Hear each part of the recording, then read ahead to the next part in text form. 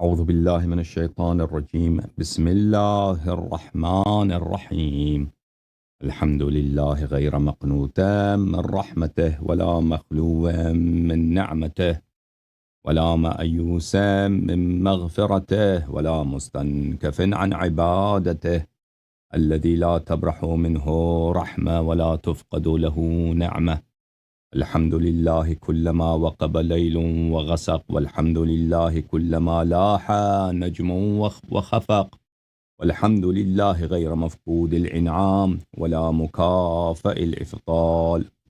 ثم شرائف صلواته ونوامي بركاته على عبده ورسوله الخاتم لما سبق، والفاتح لمن غلق، والمعلن الحق بالحق، الدافع جيشات الأباطيل، والدامغ صولات الأضاليل، العبد المؤيد والمنصور المسدد، المصطفى الأمجد المحمود الأحمد، سيدنا ونبينا أبي القاسم المصطفى محمد، الذي بلغ الرسالة صادعا بها، وحمل على المحجة دالا عليها، وعلى أهل بيته الطيبين الطاهرين الذين أذهب الله عنهم الرجس وطهرهم تطهيرا، ولا سيما بقية الله في الأرضين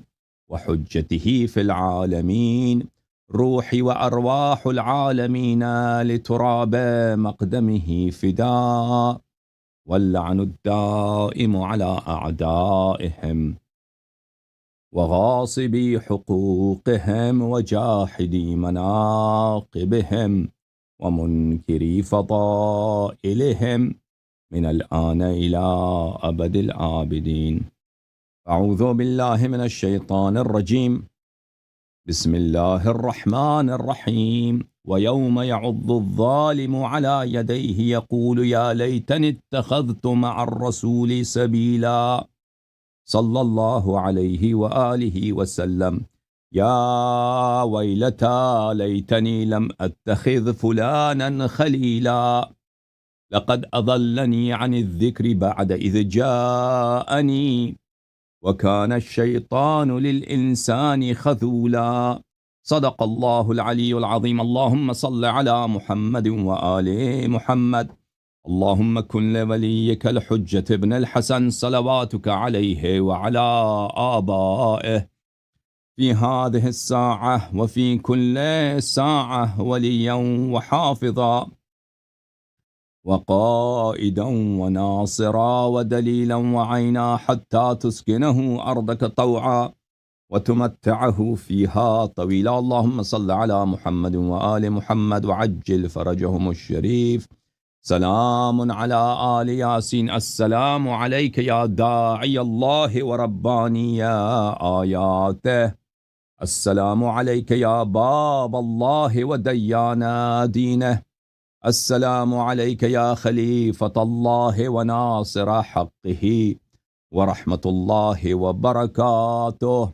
سيدي يا أيها العزيز، مسنا وأهلنا الضر وجئنا ببضاعة مزجاة، فأوف لنا الكيل وتصدق علينا، إن الله يجزي المتصدقين. اللهم صل على محمد وآل محمد وعجل فرجهم الشريف. القول مني في جميع الأشياء قول آل محمد عليهم السلام، فيما أسروا وما أعلنوا، وفيما بلغني عنهم وفيما لم يبلغني عنهم، صلوات الله عليهم أجمعين. اللهم صل على محمد وآل محمد وعجل فرجهم الشريف. محترم ناظرین، سلام علیکم، عید مبارک انشاءاللہ۔ ہر سال اللہ تعالیٰ آپ کو عافیت، ایمان، تقوی، عمل صالح اور آل محمد علیہم الصلاۃ والسلام کی خوشیوں میں خوشی اور ان کی نصرت کرنے کی توفیق، اور ان کے غموں میں ان سے غم شریکی کرنے کی توفیق عنایت فرمائے۔ پروردگار عالم ہماری گناہوں کو معاف کرے اور ہمارے اموات اور ہمارے اولاد کی گناہوں کی بہت بخشش فرمائے، اور شفاعت اہل بیت اطہار علیہم السلام، بالخصوص شفاعت صدیقی طاہرہ ام ابیہا فاطمۃ الزہرا سلام اللہ علیہا، اور ان کے بابا حضرت خاتم الانبیاء صلی اللہ علیہ وآلہ وسلم، اور ان کے شوہر حضرت سید المسلمین امیر المؤمنین علیہ السلام، اور ان کے فرزندان معصومین امام حسن مجتبی علیہ السلام، امام حسین علیہ السلام سے لے کر حضرت امام مہدی دوران شریک القرآن خلیفۃ الرحمن صلوات اللہ علیہ تک کی شفاعت اور ان کی رضا اور ان کی پناہ اور ان کی دعائے خیر اور ان کی نصرت اور ان کی دستگیری ہر لحظہ ہر آن ہمارے اموات کے نصیب، ہمارے نصیب، ہمارے اولاد کے نصیب متواتراً مکرراً ہمیشہ فرمائے، اور پروردگار عالم ہمیں ان کی در سے، ان کی دامن سے اور ان کی ولایت سے ایک لمحے کے لیے بھی دور نہ فرمائے۔ اللہم صلی علی محمد وآل محمد۔ پروردگار عالم ہمارے بچوں کو، ہماری نئی نسل کو تا روز قیامت انشاءاللہ اہل بیت علیہم السلام کے شہدائی، اہل بیت علیہم السلام کے مخلص، مطیع اور فرمان بردار قرار دے۔ اللہم صلی علی محمد وآل محمد وعجل فرجہم الشریف۔ یا اللہ یا اللہ یا اللہ یا ارحم الراحمین یا ارحم الراحمین یا ارحم الراحمین، یا محمود بحق محمد ویا عالی بحق علی ویا فاطر السماوات والارضین بحق فاطمة الزہراء ویا محسن بحق الحسن ویا قدیم الاحسان بحق الحسین، نسألک ونقسمک صل علی محمد وآل محمد وعجل لولیک الفرج۔ اللہم عجل لولیک الفرج، اللہم عجل لولیک الفرج، اللہم عجل لولیک الفرج، اللہم عجل لولیک الفرج، اللہم صل علی محمد وآل محمد وعجل فرجہم الشریف۔ محترم ناظرین، مناسبت آپ کو معلوم ہی ہے، آج اس مناسبت کی جو اہل بیت علیہم السلام کی حدیث پاک میں کہا گیا ہے غدیر ثانی، اور کہا گیا ہے یوم نزع السواد، وہ دن جب عزادار سیاہ کپڑا وہ اتارتے ہیں۔ تو اس مناسبت سے اس فرد کے متعلق ہم آپ کی خدمت میں کچھ حقائق پیش کریں گے اپنے محترم بھائیوں کے کتب سے، اور انشاءاللہ تبارک و تعالی یہ کسی کی دل آزاری کے لیے نہیں ہے، بلکہ یہ معرفت کے لیے ہے۔ اسلام کی تاریخ میں جس شخص کو فاروق کا نام دیا گیا ہے، جڑے نو فاروق دا نام دیتی گئی ہے اور دیتی بھی یہودیوں نے ہے، تو وہ کیسا آدمی تھا؟ یہ کتاب محترم، میرے محترم ناظرین، تاج العروس من جواہر القاموس جزء 17 کتاب چھپی ہے کویت میں۔ یہاں پہ ملاحظہ فرمائیے میرے محترم ناظرین، صفحہ نمبر 72 میں بات ہو رہی دلال کی۔ دلال جو فروشوں کے بازار میں، گدہ فروشوں کے بازار میں دلالی کا کاروبار۔ پرانے زمانے میں گاڑی تو ہوتے نہیں تھے، اگر آپ نے کہیں سے کہیں سفر کرنا ہے، یا تو آپ کو خچر خریدنا ہے، یا آپ کو اونٹ خریدنا ہے، یا آپ کو گدہ خریدنا ہے، یا گھوڑا خریدنا ہے۔ تو یہ صاحب جو تھے مبرتش کس کو کہتے ہیں میرے عزیزو؟ الدلال او الساعی بین البائع والمشتری۔ دلال وہ شخص جو دوڑتا ہے، ساعی بولتے ہیں دوڑنے والے کو، دوڑتا ہے گاہک اور صاحب مال کے درمیان، اس کا کام ہے دوڑنا، دوڑتا ہے۔ اور پرانے زمانوں میں عربوں میں یہ ہوتا تھا، مثلا وہ نیگوشیشن ہوتی تھی نا، وہ کہتا ہے میرے دلال سے کہتے تھے کہ دلال ہے مجھے گدہ چاہیے۔ اچھا میں جانتا ہوں گدے کتنی قیمت کی چاہیے بھائی؟ کہتا ہے 100 روپے کی۔ وہ آ کے بیچنے والے سے کہتا ہے کہ بھائی جو صاحب مال ہے، ایک آدمی ہے گدہ لے رہا ہے، 100 روپے کا مانگ رہا ہے، وہ کہتا ہے نہیں یہ 150 کا ہے۔ پھر آ کے اس کو دوڑ کے واپس چلے جاؤ بھائی اس کے پاس، گاہک کے پاس، کہ بھائی وہ تو کہتا ہے 150 کہہ رہا ہے۔ پھر وہ کہتا ہے نہیں بیوقوف، تو کتنا جھوٹا آدمی ہے، اس کو دلال کو ایک دو گالی دے دو، میں 110 سے زیادہ نہیں دوں گا۔ پھر ادھر جا کے دوڑتا ہے، وہ کہتا ہے وہ 110، پھر وہ کہتا ہے نہیں میں 145 کو دوں گا، پھر واپس آتا ہے 145، پھر گاہک کہتا ہے نہیں میں 115 سے زیادہ نہیں دوں۔ تو اس تو بہت دوڑنا پڑتا ہے آگے پیچھے، اور اس میں بہت دفعہ جھوٹ بھی زیادہ بولنا پڑتا ہے دلالوں کو۔ تو یہ کام تھا ان کا۔ ورد فی الحدیث، حدیث شریف میں وارد ہوا ہے، کان عمر فی الجاہلیت مبرتشا، عمر خلیفہ بننے سے پہلے کیا تھے؟ یہ تھے بھائی، ہاں دلال تھے، بروکر تھے۔ ای کان یکتری للناس الابل والحمیر ویاخذ علیہ الجعل، یہ کرائے کے لیے ڈھونڈتے تھے بھائی، رینٹل، کار رینٹل، آج کل کار رینٹل چلتا ہے نا تو یہ اس زمانے میں گدا رینٹل کمپنی تھا، ان کا ایجنسی تھا گدا رینٹل، عمر بن الخطاب، تو جس کو گدا چاہیے وہی اس کے پاس چلے جاتے کہ ادھر آ۔ تو یہ جو ہے کاروبار اسی کا کرتے تھے۔ اچھا، اس کے بہت سارے اور بھی ہیں، گدا رینٹل آدمی کا اور بھی بہت سارے اس کے حوالے ہیں۔ ملاحظہ فرمائیے کتاب غریب الحدیث ابن جوزی صاحب کی، شاب منشورات محمد علی بیتون دار الکتب العلمیہ، اس میں فی الحدیث وکان عمر، وکان حدیث میں وارد ہے کان عمر فی الجاہلیت مبرتشا، المبرتش الساعی بین المشتری والبائی مثل الدلال، مبرتش کہتے ہیں دلال کو، بروکر، ٹھیک ہے نا۔ گدا رینٹل، ڈانکی رینٹل کمپنی تھی ان کی، کمپنی میں ویسے یہ خود ہی تھے، کمپنی میں بھی ایک آدمی، وہ آفس واپس بھی نہیں تھا نا، وہ ان کا آفس وہی تھا، بازار میں دوڑتے تھے۔ اچھا، یہ کتاب ہے الغریبین فی القرآن والحدیث، تالیف العلامہ ابو عبید احمد ابن محمد الہروی الازہری، متوفی سنہ 401، شاب مکہ المکرمہ الریاض، سنہ 1999 میں کتاب چھپی ہے۔ اس کتاب میں ملاحظہ فرمائیے صفحہ نمبر 170 میں، برتشا فی الحدیث کان عمر فی الجاہلیت مبرتشا، مبرتش کس کو کہتے ہیں؟ دلال کو کہتے ہیں، آدمی تائی دلال بھائی، ایک دفعہ دلال فور ایور دلال۔ القاموس المحیط فیروز آبادی صاحب کی کتاب ہے، شاب مؤسس الرسالہ، سنہ 2005 میں چھپی ہے، المبرتش الدلال، مبرتش کس کو کہتے ہیں؟ دلال کو کہتے ہیں، صفحہ نمبر 585۔ وکان عمر فی الجاہلیت مبرتشا، عمر صاحب جاہلیت میں کیا تھے؟ یہ کاروبار، بڑے کاروباری تھے، بڑے قوم کے سردار تھے جی۔ ایسے سردار کو آپ نے دیکھا زندگی میں؟ قریش کے سردار کو بھائی آپ نے دیکھا ہے کسی ایم این اے کو؟ وہ کوئی سبزی فروشوں کے بازار میں وہ ہوتا ہے نا، پاکستان میں کیا کہتے ہیں؟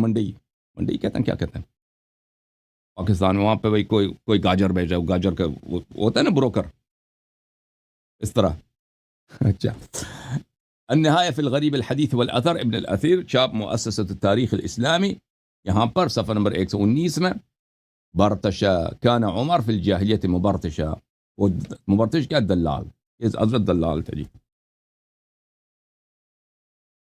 شمس العلوم ودواء كلام العرب من الكلوم، اشوان ابن سعید الحمیری، متوفی سنہ 573، جز نمبر 1، کتاب چھپی ہے سنہ 1999 میں، یہ کتاب چھپی ہے ظاہراً دار الفکر دمشق میں۔ اچھا، یہاں پہ ملاحظہ فرمائے برتشا بلی کان عمر فی الجاہلیت مبرتسا، یہ صاحب تئی دلال۔ ایک اور بھی آپ کو دکھائیں میرے محترم ناظرین، من جواہر اللغہ المطالع النصریہ بلی فی الاصول الخطیہ، تعلیف ابو الوفاء نصر ابن نصر یونس الوفائی الحوریسی، متوفی سنہ 1291، چاپ مکتبۃ السنہ قاہرہ میں چھپی ہے کتاب، سنہ 2005 میں۔ کان قبل اسلام ہی عمر بن الخطاب، اسلام سے پہلے مبرتش تھے، یعنی ای دلالا ای ساعیا بین البائع والمشتری، یہ دلال تھے بھائی۔ اچھا، وہ کسی اور چیز کی بھی دلالی نہیں ہوتی تھی ان کی، کس چیز کی دلالی تھی بھائی؟ ہاں، گدا خچر، ان چیزوں کی۔ اچھا، اور یہ دلالی کے ساتھ ساتھ ان کے ایک اور شرمناک تاریخ ہے، چلیں اسلام سے پہلے زیادہ ہمارے عمری بھائی جو ہے نا اس بات پہ زیادہ شرمندہ ہوتے ہیں، ان کو ہونے دیں بھائی، تاریخ اب کیا کر سکتے ہیں، تاریخ ہے۔ ایک ہے نبی کریم صلی اللہ علیہ وآلہ وسلم، ایک ہے امیر المؤمنین علیہ الصلاۃ والسلام، اہل بیت اطہار، ٹھیک ہے نا، اور دوسرے ہیں دلال وغیرہ۔ قرآنی آیت ملاحظہ فرماؤ جناب، سورہ انعام میں اللہ تعالیٰ فرماتا ہے، یہ سورہ مبارکہ انعام میں اللہ تعالیٰ فرماتا ہے، اعوذ باللہ من الشیطان الرجیم، آیت نمبر 140، قد خسر الذین قتلوا اولادہم سفہا بغیر علم، جنہوں نے اپنی اولاد کو جہالت سے، نادانی سے انہوں نے قتل کیا ہے، وہ بڑے خسارے میں ہیں، بڑے ظالم ہیں، بڑے خسارے میں ہیں۔ وحرموا ما رزقهم اللہ افتراء علی اللہ، انہوں نے اپنی اولاد کو رزق سے، زندگی سے انہوں نے محروم کیا، اور اللہ تعالیٰ پہ انہوں نے افتراء باندھا ہے۔ الذل وما كانوا مهتدین، یہ کیا یہ گمراہ ہیں اور یہ ہدایت پہ نہیں ہیں۔ یہ کس کی بات ہو رہی بھائی؟ کہ پرانے زمانے میں اسلام سے پہلے عرب اپنی بیٹیوں کو زندہ بگور کرتے تھے، یعنی بیٹی کو ولادت کے فوراً بعد اسی وقت، ولادت کے فوراً بعد اسی وقت، یا یہ ہوتا تھا کہ ولادت کے بعد نہیں، بیٹی 2 سال 3 سال 4 سال کی ہو گئی یا تو اس کو زندہ بگور کرتے تھے۔ اچھا، ہمارے جو فاروق صاحب ہیں ان کے متعلق ان کے اپنے الفاظ ہیں، ملاحظہ فرمائیے۔ یہ کتاب الحاوی الکبیر، چاپ دار الکتب العلمیہ، الجزء الثالث عشر، یہ کتاب فقہ الحاوی الکبیر مذہب شافعی پہ ہے کتاب ہے، اور اس کے مصنف ہیں محمد ابن حبیب الماوردی۔ اچھا، ماوردی صاحب نے کتاب لکھی، یہ کتاب چھپی ہے سن 1994 میں، لیکن یہ کتاب یہ بہت پرانا آدمی ہے، یعنی یہ مجتہدین میں سے مجھے یاد نہیں سن 5ویں صدی کا یا 4 صدی کا یا 6 صدی کا، اس طرح پرانا آدمی ہے۔ یہاں پر صفحہ نمبر 67 میں شافعی صاحب کا فتویٰ کہ اگر کوئی کسی بے گناہ فرد کو قتل کرے تو اس کا کفارہ کیا ہے؟ آپ کسی بے گناہ کو قتل کرتے ہیں، اس کا کفارہ کیا ہے؟ اس کے ذیل میں وہ یہ روایت نقل کرتے ہیں، وہ رویہ روایت ہے کن سے؟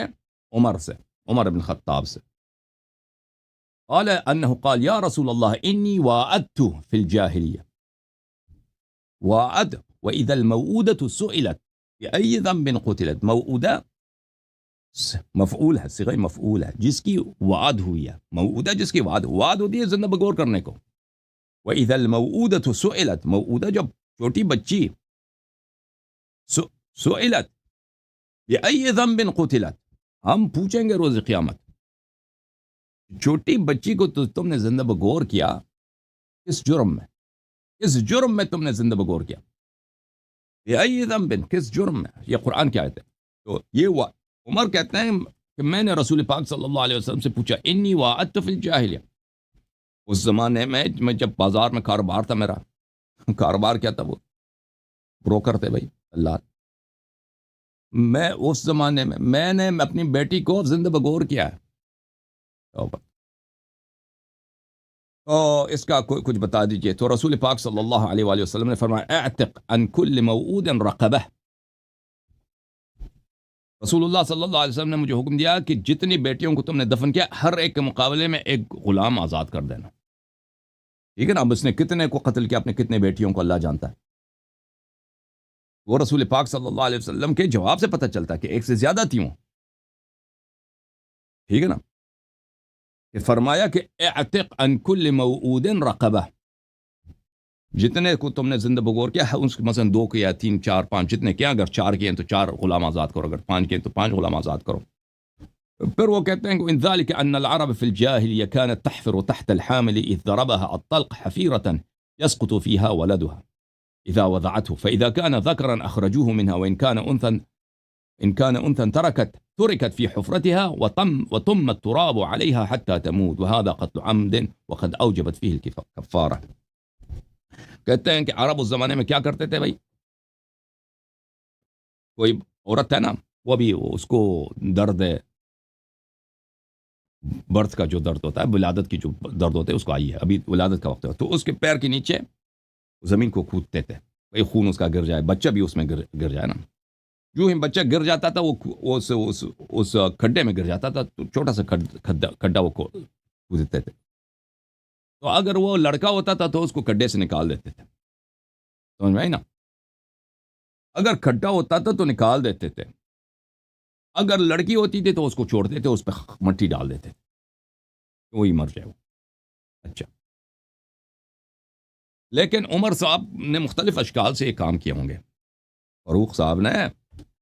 یہ کتاب تتمت اضواء البیان فی ایضاح القرآن بالقرآن، تعلیف محمد الامین ابن محمد المختار الجکنی الشنقیطی، الجزء التاسع۔ ملاحظہ فرمائیے اس کتاب میں تفسیر سورہ تکویر میں یہ آیات ہیں، وَإِذَا الْمَوْعُودَةُ سُئِلَتْ بِأَيِّ ذَنبٍ قُتِلَتْ، والموؤودة المثقلة بالتراب حتى الموت وهي الجارية كانت تدفن حية، فكانوا يحفرون لها الحفرة ويلقونه فيها ثم يهيلون عليها التراب، کہتے ہیں موعودہ سے مراد یہ ہے کہ موعودہ بچی کو آپ موعودہ وہ بچی جس پہ آپ نے مٹی ڈال دیا، مجھے نے زندہ بغور کیا، وہ کھڈا کھوٹتے تھے نا، قبر کھوٹتے تھے بچے کے لیے، اس کو ڈالتے تھے بچی کے لیے اور اس کو زندہ بغور کرتے تھے. پھر وہ فرماتے ہیں وقد جاء عن عمر وقد جاء عن عمر قوله، عمر صاحب سے فاروق صاحب تو روایت ہوئی ہے کہ فاروق صاحب نے فرما دیتا ہے امران فی الجاہلیہ احدہما یبکینی والآخر یضحکنی، کہتے ہیں مجھ سے دو باتیں ہوئی جاہلیت میں دو کام کرتا تھا، وہ مجھے یاد آتے ہیں، ایک کام کی وجہ سے میں روتا ہوں، دوسری کام کی وجہ سے میں ہنستا ہوں. اما الذی یبکینی، جو مجھے رلاتا ہے، جو فاروق نو رلاندہ پیا ہے، جو فاروق صاحب کو رلاتا ہے وہ کیا ہے؟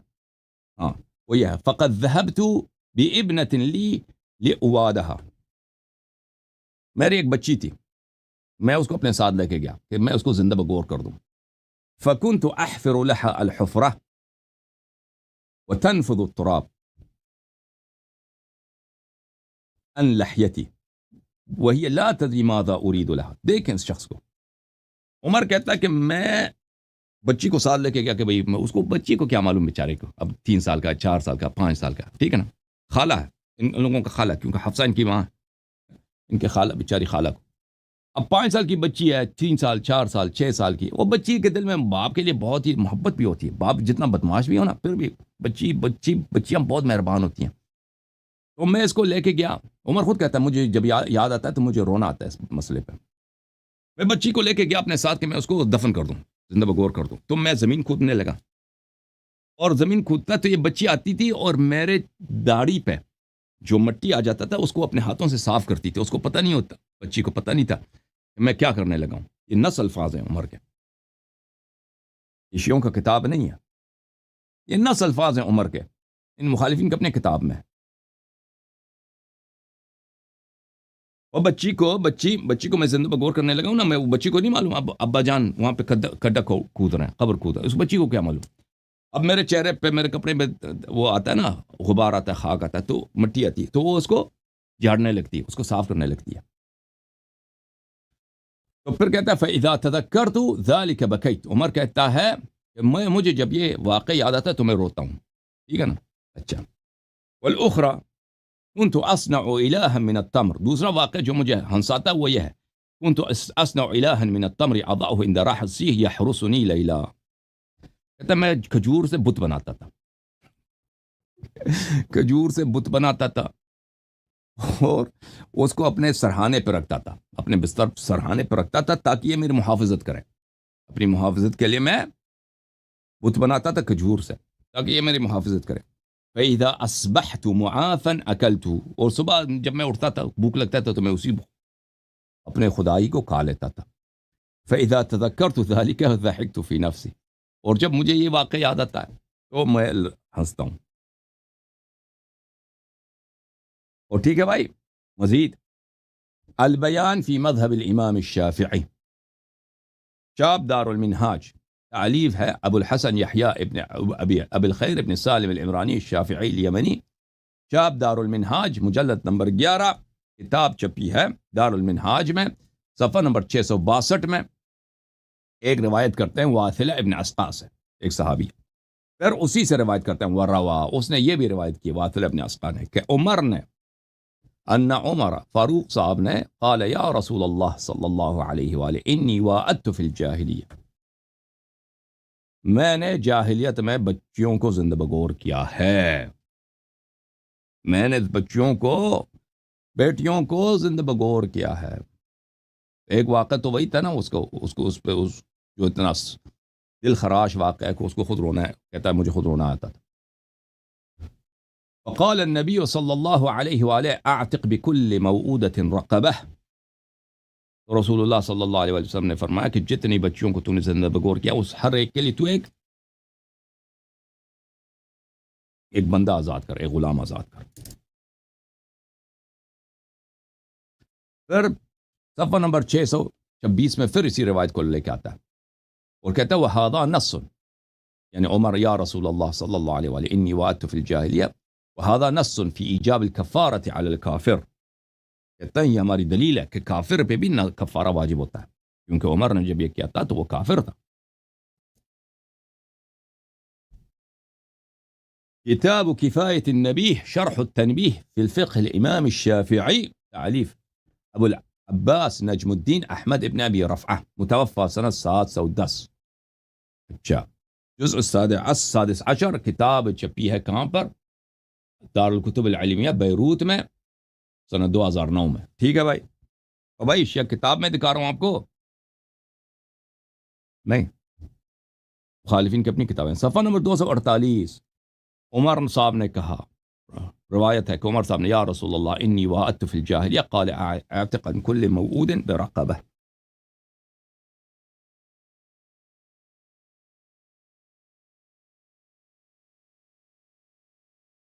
جناب یہ کتاب ہے المختار من طرائف الامثال والاخبار، تألیف نبیہ الداموری، کتاب چھپی ہے دارالکتب اللبنانی میں۔ یہاں پہ صفحہ نمبر 29 میں یہ روایت کرتے ہیں۔ عمر صاحب سے پوچھا گیا، ما اعجب ان اعجب ما مر به فی حیاتہ، فقال، عمر صاحب سے پوچھا گیا کہ آپ اپنی زندگی کے عجیب ترین واقعہ میں سنا دیں، عجیب ترین واقعہ، انوکھا ترین واقعہ سنا۔ تو کہا ہما حادثتان، عمر صاحب نے کہا کہ دو واقعات ہیں، کلما تذکرت الاولی ضحکت وکلما تذکرت الاخری بکیت، جب مجھے ایک یاد آتا ہے تو ہمیشہ میں ہنستا ہوں، اور جب دوسرا واقعہ مجھے یاد آتا ہے ہمیشہ میں روتا ہوں۔ فقیل لہو فما الاولی التی تضحکک، لوگوں نے پوچھا، صحابہ اکرام نے پوچھا، ٹھیک ہے نا، فاروق صاحب بتائیے وہ واقعہ جس کی وجہ سے آپ ہمیشہ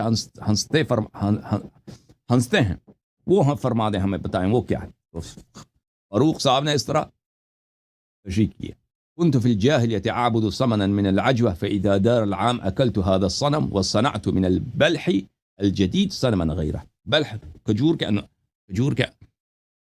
کھجور کے اسامی میں سے ایک اسم ہے حجاز میں، کہتا ہے جاہلیت میں کھجور سے بت بناتا تھا، اور ایک سال جب گزرتا تھا تو میں اس کو کھا لیتا تھا اسی بت کو اپنے خدا کو کھا لیتا تھا، پھر دوسرے کھجوروں سے دوسرا بت بنا لیتا تھا اپنے لیے۔ قیل لہ وما الاخری التی تبکیک، لوگوں نے پوچھا کہ عمر صاحب، فاروق صاحب، سانو دسو وہ کیڑا واقعہ ہے جڑا تمہانو رولاندا پہ ہے، جو آپ کو رلاتا ہے، وہ کون سا واقعہ ہے، ہمیں سنا دیں۔ تو فاروق صاحب نے کہا بینما کنت احفر حفرة لواد ابنتی کان الغبار يتناثر على لحیتی، کہتا میں اپنی بیٹی کو لے کے گیا تھا کہ میں اس کو زندہ بگور کر دوں، اور میں قبر کود رہا تھا اس بیچارے کے لیے، قبر کود رہا تھا بچی کے لیے۔ فکانت، اور جب میں قبر کود رہا تھا تو اس کا غبار، گرد جو ہے وہ میری داڑھی پہ آ جاتا تھا، داڑھی پہ بیٹھتا تھا۔ فکانت ابنتی ہادی تنفض عن لحیت هذا الغبار، اور یہ معصوم بیٹی، بچی جو ہے، میری داڑھی سے اپنے ہاتھوں سے، ننے ننے ہاتھوں سے یہ صاف کرتی تھی۔ وہ کودتا ہوگا نا، بیٹھتا ہوگا ایک سانس لینے کے لیے، تو بچی آتی ہوگی بیچاری، بابا جان اس کو داڑھی صاف کرتی ہوگی اس کی۔ ومع ذلك فقد وعدتها، اس کے باوجود میں نے اس کو دفنا دیا، اس کے باوجود میں نے اس کو زندہ بگور کر دیا، اس معصومیت کے ساتھ، ٹھیک ہے، میں نے اس کو زندہ بگور کر دیا۔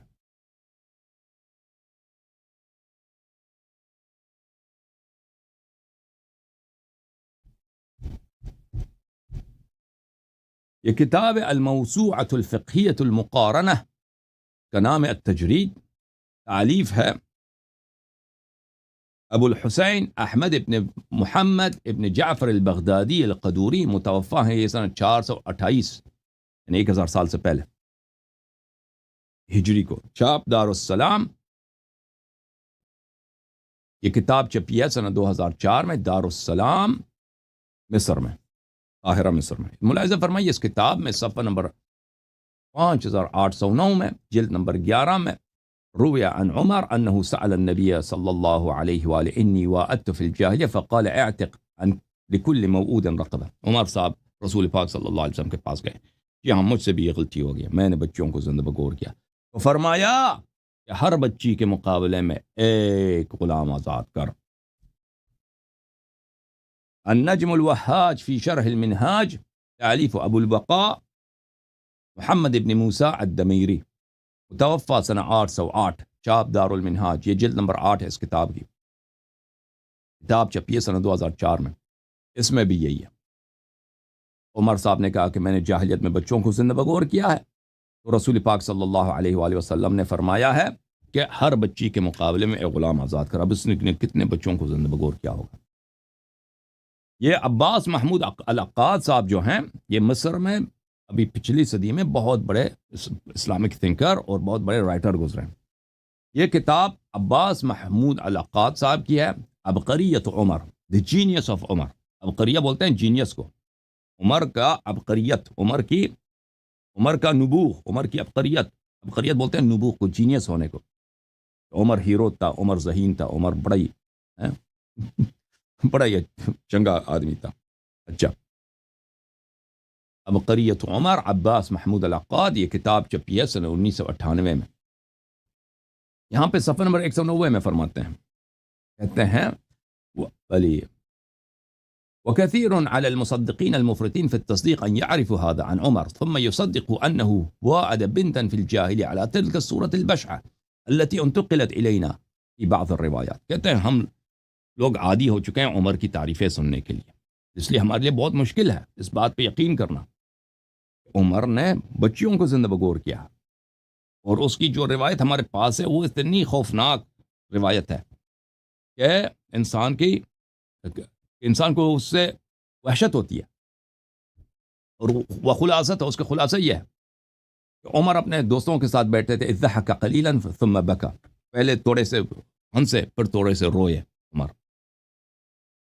تو لوگوں نے پوچھا کہ فسألہ من حضر، لوگوں نے پوچھا کہ وجہ کیا ہے کہ آپ پہلے ہنسے پھر آپ روئے؟ تو اس نے کہا کہ جاہلیت میں کیا کرتا تھا، میں کھجور سے اپنے لیے خدا بناتا تھا، پھر اس کو کہا جاتا تھا وَهَذَا سَبَبُ ضَحْكِ، اس وجہ سے میں ہنس پڑا ہوں کہ میں کیا کرتا تھا بھائی۔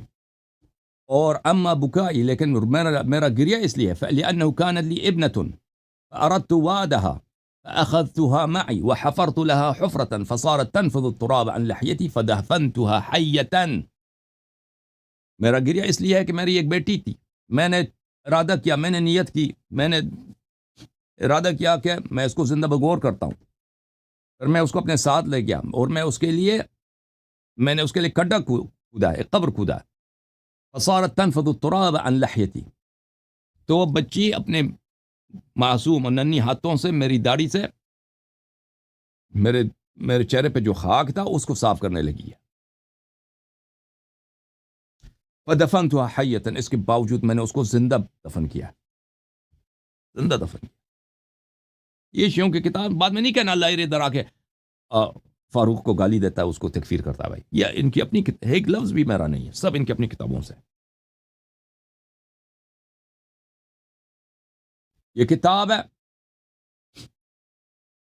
دراست النقدیہ فی المرویات الواردہ فی شخصیت عمر، تالیف کتاب کس وزارت التعلیم العالی المملکۃ العربیۃ السعودیہ، higher education ministry of the kingdom of Saudi Arabia.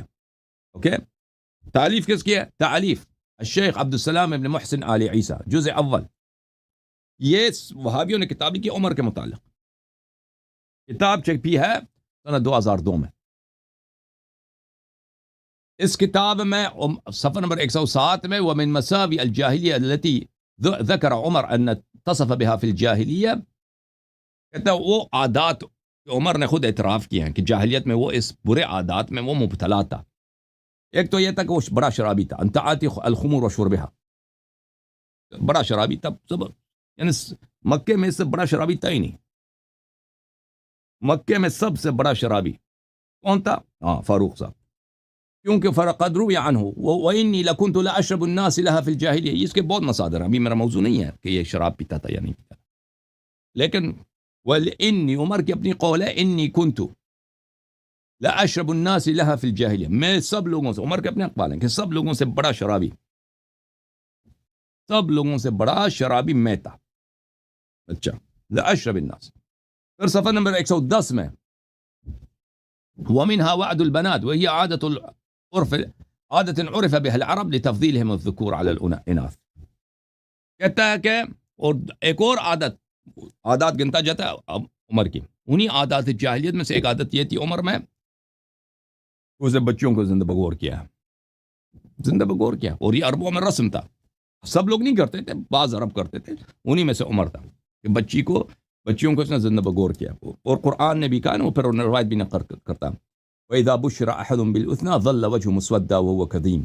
اب اگر پرانے زمانے میں اسلام سے پہلے جاہلیت والوں کو اگر کہتے ہیں آپ کے گھر بچی پیدا ہوئی ہے تو وہ ناراض ہو جاتی ہے. اس کے چہرے پہ ناراضگی کے آثار آ جاتے ہیں. وَأَمَّا عُمَرْ فَقَدْ ذُكِرَ عَنْهُ أَنَّهُ وَعَدَ ابْنَةً لَهُ فِي الْجَاهِلِيَّةِ. صفحہ نمبر 111 میں عمر سے مروی ہے, اس نے اپنی بیٹی کو زندہ بغور کر لیا.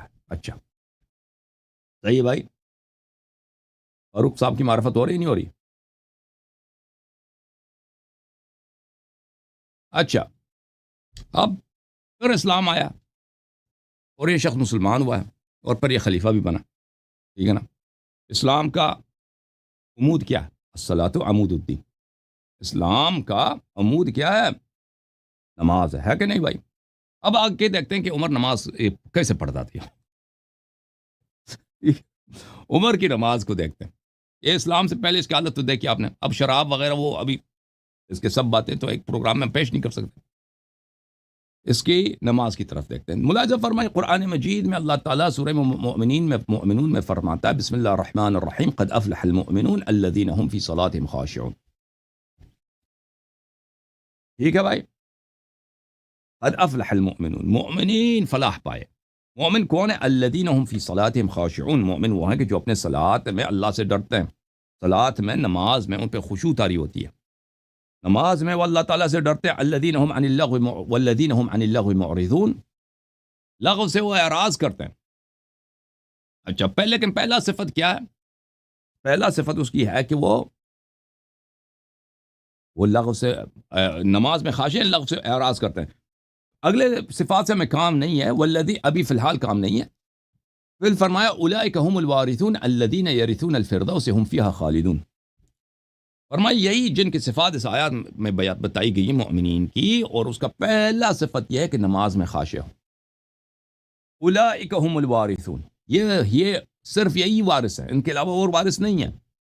اس چیز کے وارث ہے الذین یرثون الفردوس, جنت الفردوس کے وارث ہیں.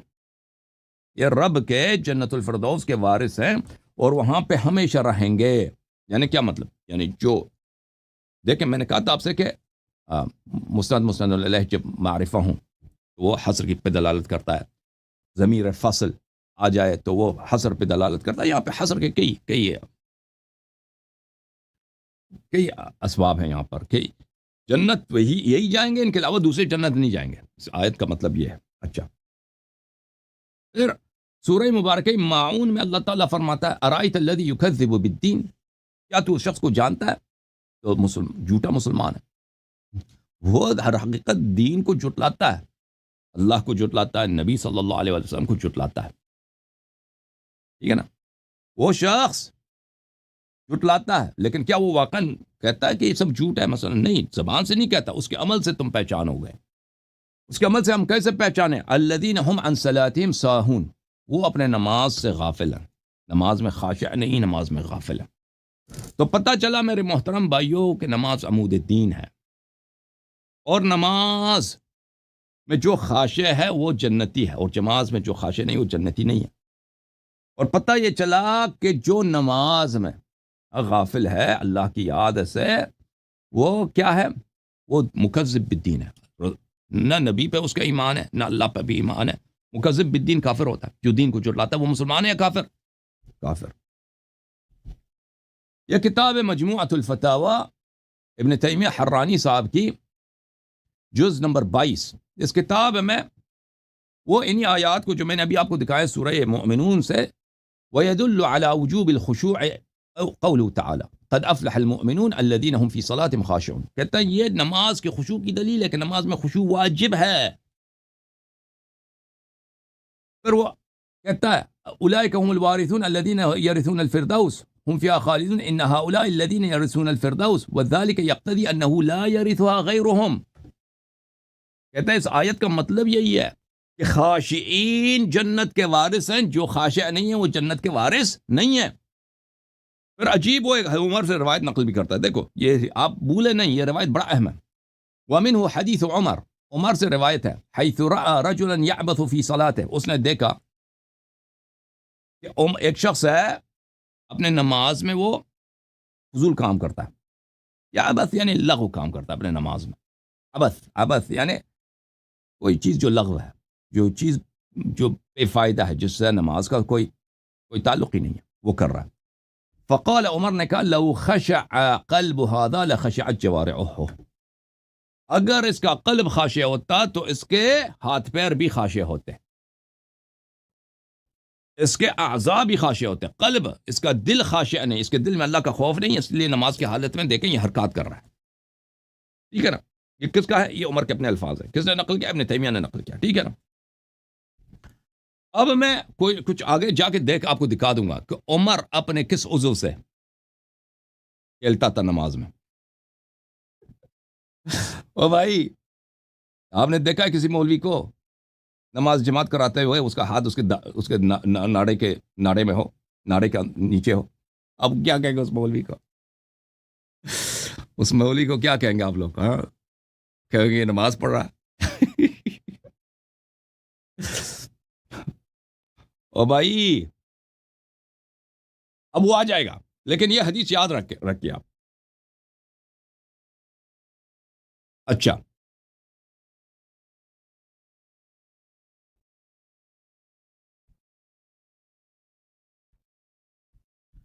ہم اس کی طرف آئیں گے کہ آدمی نماز کیسے پڑھتا تھا، نماز میں اس کی خشوع ہوتی تھی نہیں ہوتی تھی، یہ سب آپ کی خدمت میں عرض کریں گے۔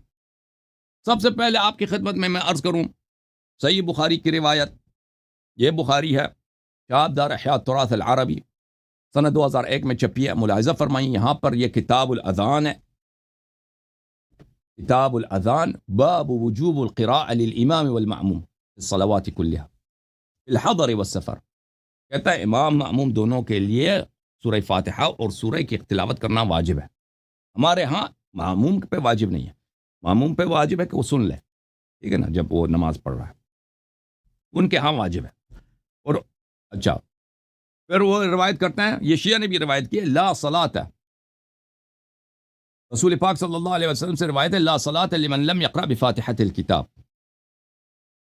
جس نے نماز میں سورہ فاتحہ نہیں پڑھی اس کی نماز ہی نہیں ہے، یعنی ہر حالت میں نماز میں سورہ فاتحہ واجب ہے، جس نے سورہ فاتحہ نہیں پڑھی اس کی نماز ہی نہیں ہے بھائی، ٹھیک ہے نا؟ یہ کون سی کتاب؟ بخاری۔ اب آتے ہیں مسلم کی طرف، یہ کتاب مسلم، چاپ دار الفکر، ملاحظہ فرمائیے، وجوب قراءة الفاتحہ فی کل رکعہ، ہر رکعت میں فاتحۃ الکتاب واجب ہے، لا صلاۃ لمن لم یقرأ بفاتحۃ الکتاب، نبی صلی اللہ علیہ وسلم نے فرمایا کہ جس نے نماز میں سورہ فاتحہ نہیں پڑھی اس کی نماز ہی نہیں ہے۔ اب یاد آیا آپ کو بھائی؟ صحیح ہے نا؟ اور میں صحیح دسیا نہیں دسیا؟ اسی کی کہندے ہو۔ یہ کتاب المصنف فی الاحادیث والآثار، جلد نمبر 2، اور یہ عبد الرزاق صنعانی کیا نا، عبد الرزاق وہ بخاری، مسلم، احمد بن حنبل، یہ سب اس سے روایت کرتے ہیں، اور نہایت ثقہ۔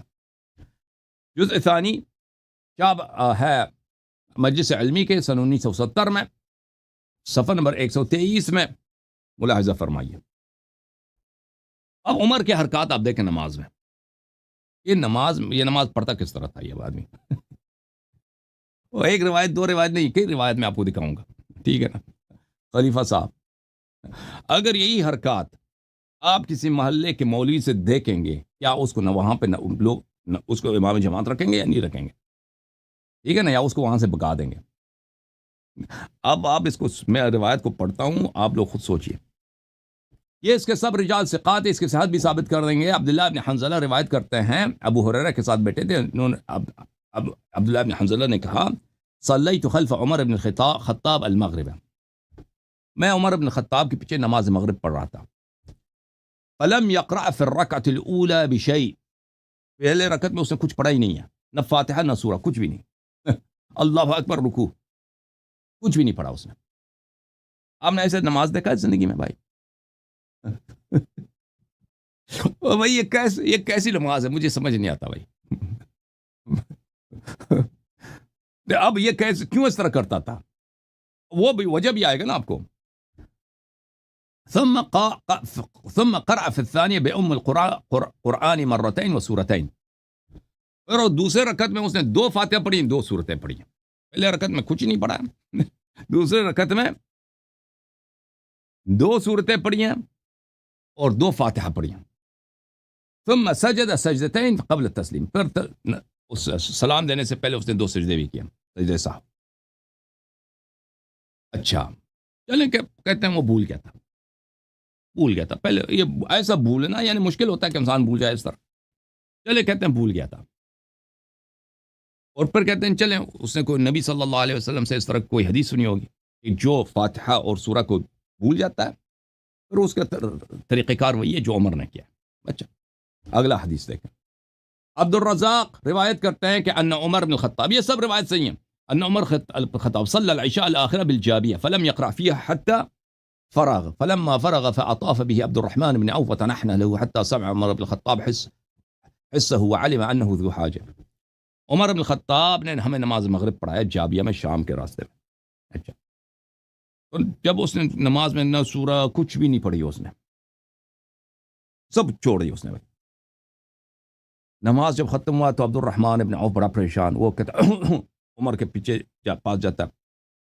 تو عمر کو پتہ چل گیا کہ اس کو کوئی کام ہے. پوچھا کہ کون ہے بھائی؟ اس نے کہا عبد الرحمن بن عوف ہوں. اس نے کہا تجھے کام ہے؟ کہا جی ہاں. کہتا ہے آ جاؤ. وہ چلا گیا عمر کے پاس، وہ اپنے خیمے میں گیا ہوگا. أرأيت ما صنعت آنفا أحده إليك رسول الله صلى الله عليه وآله أم رأيته يصنع؟ قال ما هو؟ قال لم تقرأ في العشاء.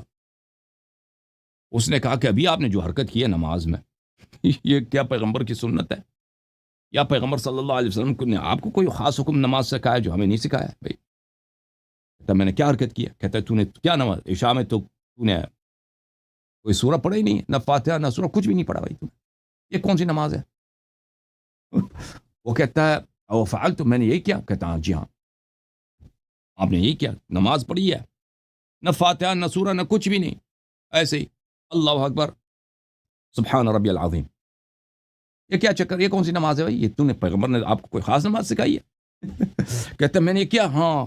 کہتا آپ نے بالکل یہ کیا. کہتا انی سہوت. اچھا یہ میں بھول گیا ہوں، میں بھول گیا تھا. اچھا کیوں بھول گئے تھے؟ جہزت عیرا من الشام حتی قدمت المدینہ. میں عیر بولتے ہیں قافلے کو، جو تجارت کا قافلہ ہوتا ہے نا، مسافروں کا قافلہ. میں نے ایک قافلے کو اس پہ مال کیا ہے، سوار کیا مال. جہزت عیرا، میں نے ایک پورا قافلہ، یعنی یہ آدمی تھا دلال نا، وہ دلالی، اس کے دلال خلیفہ بن گیا لیکن ابھی ہے ہی دلال. اس کے ذہن میں ابھی اون خچر وغیرہ کی سوچ ہے. یہ قافلہ شام سے اگر نکل جائے اس میں کتنے خچر ہونے چاہیے، کتنے گدے ہونے چاہیے، کتنا اونٹ ہونے چاہیے. پھر ان پہ خچر پہ ہمیں کیا کون سا سامان بہتر ہے، گدے پہ کیا رکھ دیں بہتر ہے، اونٹ پہ کیا رکھ دیں بہتر. تو کہتا ہے میں نے جب نماز پڑھتے ہوئے میرا ذہن اور مقام پہ تھا، میرا ذہن شام میں تھا. شام میں ایک قافلہ بنا رہا ہوں، قافلے میں حیوان ہوتے ہیں، خچر، وہ دلال آدمی جانوروں کو اچھی طرح جانتا بھی ہے، جو اس نے پورا زندگی اس کی دلالی میں گزری ہے. پھر میں نے اس کو قافلہ بنایا، قافلہ کو میں نے سامان لگا دیا، پھر قافلہ کو میں اس کو لے کے آیا ہوں، شام سے مدینے تک پہنچا دیا میں نماز میں. جب اس کی حالت یہ ہے تو لازمی بات ہے، تو میں کیسے آپ کو وہ سورہ وغیرہ بھول گیا تو بھول گیا بھائی. اچھا پھر کہتا قال من المؤذن، اس نے کہا مؤذن کون ہے؟ فاقام الصلاة ثم فصلى العشاء للناس. اس نے کہا دوبارہ اذان دے دو، ٹھیک ہے نا، دوبارہ اذان دے دو. اور مؤذن کو بلا، مؤذن آیا، دوبارہ سب کو بلا کہ چلو نماز باطل ہے، دوبارہ نماز پڑھاتے ہیں. فلما فرغ قال لا صلاة لمن لم يقرأ فيها ان الذي صنعت آنفا اني سهوت. ابھی کہتا ہے جو فاتحہ نہیں پڑھتا اس کی نماز نہیں ہوتی، اور جو میں نے ابھی کیا وہ خطا کیا. اور بھئی میں انی جہزت عیرا من الشام حتی قدمت المدینہ، میں نے ایک پورا قافلہ بنایا شام سے، اس کو مدینے تک میں نے پہنچا دیا. فقسمتها، پھر میں نے مدینے میں اس کا سامان بھی تقسیم کر دیا ٹھیک ہے نا. یہ نماز میں جو ہوتا ہے نماز میں ہی اپنا وہ پرانا دلالی والا کاروبار اسی میں چلا جاتا تھا. قلت حمن تحدث هذا لا ادری غیر انی لم آخذ الا من ثقة. راوی کہتا ہے میں نے سب اس کے روایتیں سب ثقات سے نقل کیا. اچھا اگلا روایت روایت نمبر 2773. زیاد بن عیاد اشعری کہتے ہیں صلی بنا عمر بن الخطاب علی العشاء فلم اسمع قراءته فيها. کہتا ہے عمر نے ایک دفعہ میں نماز پڑھایا تو میں نے دیکھا کہ اس نے نہ آیت نہ سورہ کچھ بھی نہیں پڑھا بھائی, نہ فاتحۃ کچھ بھی نہیں پڑھا. فقال له ابو موسى العشری ما لك لم تقرأ یا امیر الفاسقین. موسیٰ العشری نے کیا ہوگا او بھائی سورہ پڑھو کوئی فاتحہ پڑھو یہ کون سی نماز ہے. قال كذلك يا عبد الرحمن بن عوف. اس نے کہا عبد الرحمن بن عوف سے بھی پوچھا یہی ہوا ہے بھائی. عبد الرحمن نے کہا جی آپ نے نماز جو ہے غلط پڑھائی ہے. فامر المؤذن فاقام الصلاة وقرأ قراءة فسمعتها وانا في مؤخر الصفوف. پھر اس نے دوبارہ کہا کہ اذان دے دو اور دوبارہ لوگوں کو بلایا, دوبارہ جماعت ہوئی ہے. جب نماز ختم ہوئی ہے تو پھر اس نے سورہ پڑھا ہے انی كنت لاصلي واحدث في نفسي بعير بعثتها من المدينة باقطابها واحلاسها متى ياتي. اس نے کہا کہ مجھ سے غلطی ہو گئی ہے, میں نے مدینے سے قافلے کو اپنی نماز میں بھیجا ہے, قافلہ بنایا, قافلہ مدینے سے بھیجا ہے اور اس پہ میں نے جو ہے اس پہ میں نے دیکھیں وہ آدمی ہوتا ہے نا وہ دلال خچروں کا گدوں کا, کہ میں نے اس پہ زین کون سی رکھنی ہے. اب سیڈل بیگ ہوتا ہے نا اردو انگلش میں سیڈل بیگ بولتے ہیں, اردو میں مجھے نہیں معلوم کیا کہتے ہیں. وہ خچر پہ گدے پہ اور اونٹ پہ وہ ڈالتے ہیں اور اس میں سامان رکھتے ہیں پرانے زمانوں. تو اس میں کون سے اس پہ خچر پہ کون سے ہونے چاہیے, یہ سیڈل بیگز ہونے چاہیے. اس سیڈل بیگز میں کیا رکھتا ہوں وہ سب میں اسی فکر میں تھا. اور پھر کمبل کیسے اس پہ رکھ دیں, یہ سب وہ کمبل رکھتے تھے نا وہ خچروں پہ, وہ اب بھی رکھتے ہیں. اب اگر آپ گاؤں وغیرہ گئے ہوں تو آپ کو پتہ ہوگا. وَإِنَّهُ لَا صَلَاةَ إِلَّا بِقِرَاءَةٍ. کہتا ہے وہ عمر نے پھر فتویٰ دے دیا کہ نہیں سورہ فاتحہ کے بغیر قرآن کے بغیر نماز نہیں ہوتی. پھر اگلا روایت دیکھیں, شعبی روایت کرتے ہیں کہ عمر نے مغرب پڑھایا, اس میں اس نے کسی قسم کی قراءت وغیرہ نہیں کی. ثم فأمر المؤذن فعاد الأذان والإقامة ثم عاد الصلاة. پھر اس کے بعد اس کو پتہ چل گیا کہ میں نے نماز ہی غلط پڑھی ہے, نہ سورہ نہ فاتحہ کچھ بھی نہیں. پھر اس نے دوبارہ سب لوگوں کو دوبارہ نماز پڑھایا, اذان بھی دوبارہ دلوایا. حدیث نمبر 2755 اس میں یہ ہے کہ عمر نے نماز عشاء پڑھایا ہے اور اس نے قتادہ کہتا ہے کہ میں نے کچھ نہیں سنا کہ وہ کچھ بھی پڑھا ہو, سورہ وغیرہ پڑھا ہو. تو جب اس کو پتہ چلا کہ اس نے نہیں پڑھایا تو اس نے کہا انی جہزت عیرا من المدینہ حتی ورد الشام فکنت ارحلها مرحلة مرحلة. اس نے دوبارہ لوگوں کو نماز پڑھایا اور کہا ہے کہ بھائی میں نے تو ایک قافلہ بنایا تھا پھر ایک قافلہ بنایا میں نے قافلہ بنایا تھا تجارت کا. مدینے سے میں اس قافلے کے ساتھ تھا, منزل بمنزل میں قافلے کے ساتھ جا رہا تھا. خچر کہاں ہے, گدا کہاں ہے بھائی وہ بھائی دلال جو ہے خلیفہ بن گیا لیکن اب بھی دلال ہی ہے ٹھیک ہے نا, ہے کہ نہیں بھائی دلال. پھر اس نے لوگوں کو دوبارہ نماز پڑھوایا.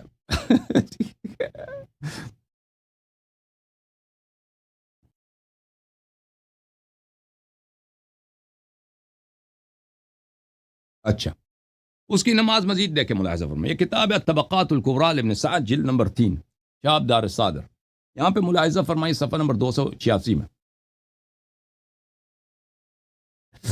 یہ روایت کرتے ہیں محمد بن سیرین سے کان عمر بن الخطاب قد اعتراه نسيان في الصلاة فجعل رجل خلفه يلقنه فإذا أومى إليه أن يسجد أو يقوم فعل. ایک دفعہ خلیفہ صاحب نماز پڑھنے کے لیے کھڑے ہو گئے, نماز بالکل بھول گئے. نماز ہوتی کیا چیز ہے اوے نماز ہی بھول گئے بھائی. اب پتہ نہیں وہ کون سا انہوں نے بڑا قافلہ بنایا ہوگا. اب کوئی بڑا ایک قافلہ اس دفعہ بنایا ہوگا ایک قافلہ شام کو جا رہا ہے, ایک قافلہ پتہ نہیں یمن کو جا رہا ہے, ایک قافلہ مدینے سے نکل کے عراق کو جا رہا ہے, پتہ نہیں. اب ٹھیک ہے نا, اب نماز ہی بھول گیا بھائی. اب لوگوں کو پتہ چل گیا کہ نماز نہیں پڑھ سکتا خلیفہ. تو پیچھے سے ایک آدمی اس کو سکھانے لگا، اور وہ پیچھے سے آدمی اس کو اشارہ کر رہا تھا کہ اب سجدہ کرنا ہے، اب رکوع کرنا ہے، اب یہ کھڑے ہو جانا ہے، اب تشہد، اب اس طرح کرو، یہ کرو، پر وہ اسی کے اتباع کر رہا تھا۔ اب مجھے بتاؤ بھائی، آپ نے ایسے عجیب و غریب نماز دنیا میں سنی ہے؟ قافلہ جب بڑا ہو گیا نا اس کا اچھا، پھر اس کے بعد ایک بھی روایت ہے، نماز سے متعلق نہیں، لیکن یہ جو ہے نا، یہ بھی انٹرسٹنگ ہے۔ سالم بن عبداللہ روایت کرتے ہیں ان عمر بن الخطاب كان يدخل يده في دبرة البعير ويقول اني لخائف ان اسال عما بك دلال دلال خچروں کا جو دلال کہتا ہے، عمر بن الخطاب کا طریقہ کار یہ ہوتا تھا کہ وہ اپنا ہاتھ اونٹ کے پچھلی والی شرمگاہ میں داخل کرتا تھا اور کہتا تھا مجھے ڈر ہے کہ اللہ روز قیامت مجھ سے پوچھے کہ تجھے کیا ہوا ہے۔ اب آئے، یہ کسی نبی کا سیرہ ہے؟ یہ کسی عاقل کا، یہ کوئی قرآن کی آیت ہے؟ یہ کوئی حدیث ہے؟ وہ بھائی تجھے اس کے اونٹ کے پیچھے والے سوراخ میں کیا ملنا ہے؟ اب کیا اس کا بھائی دلالی کے زمانے میں جو اس کا طریقہ کار تھا، وہ خود آپ سوچ سکتے ہیں کہ بھائی دلال صاحب جو ہیں یہ اچھا، اب ملاحظہ فرمائیں ان کا ایک اور طریقہ کار۔ پہلے تو ان کو قراءت اور وہ نماز جب قراءت بھول گئے تھے نا، تو انہوں نے نماز دوبارہ پڑھایا۔ اب ایک اور طریقہ کار اجتہاد ان کا دیکھیں، یہ کتاب ہے المصنف لعبد الرزاق، جز نمبر 3، چاپ جو ہے المجلس العلمی، یہاں پہ ملاحظہ فرمائیے صفحہ نمبر 122 میں ابو سلمہ ابن عبد الرحمن روایت کرتے ہیں ان عمر بن الخطابی صلی صلاة فلم یقرأ فیہا، اس نے پھر نماز پڑھایا بھائی خلیفہ آگے نماز کے لیے، نماز میں نہ سورہ نہ فاتحہ کچھ بھی نہیں، اللہ اکبر سبحان ربی العظیم۔ فقیل له ذلك، نماز کے بعد لوگوں نے عرض کیا، جی خلیفہ صاحب یہ کوئی نیا نماز، کوئی نئی شریعت ہے بھائی، کیا چکر ہے؟ کیا چکر ہے بھائی خلیفہ؟ پھر انہوں نے کوئی قافلہ وغیرہ بنایا ہوگا۔ فقال اتممت الرکوع والسجود، اس نے کہا کہ میں نے سجدہ بھی کیا تھا یا نہیں کیا تھا، آپ کو یاد ہے؟ رکوع کیا ہی نہیں کیا ہے، رکوع میں نے کیا نہیں کیا، سجدہ کیا تھا نہیں کیا؟ لوگوں نے کہا جی ہاں رکوع آپ کی نے کیا تھا۔ قالوا نعم فلم يعد تلك الصلاة، اس نے کہا ٹھیک ہے بھائی، اب کون دوبارہ نماز پڑھا دے؟ کون دوبارہ نماز، بس جو ہویا سو ہویا، ٹھیک ہے بھائی۔ کبھی اس کا اجتہاد، عمر کا اجتہاد کبھی کہتا تھا کہ دوبارہ پڑھاؤ، کبھی کہتا تھا نہیں ضروری نہیں ہے۔ اچھا، اب بخاری سے بھی آپ کو دکھائیں تاکہ بالکل طبیعت صاف ہو۔ صحیح بخاری، چاپ دار احیاء تراث العربی، کتاب چھپی سنہ 2001 میں۔ اچھا، صفحہ نمبر آپ کو لے کے چلتے ہیں اس کتاب میں، صفحہ نمبر ہے بھائی 222، ٹھیک ہے نا بھائی؟ 222، باب یفکر الرجل الشیء فی الصلاۃ، انسان نماز کی حالت میں چیزوں کے متعلق سوچتا ہے، خشوع نہیں ہوتا، وہ چیزوں کے متعلق سوچتا ہے۔ وقال عمر، بخاری خود روایت کرتا ہے، انی لاجہز جیشی وانا فی الصلاۃ،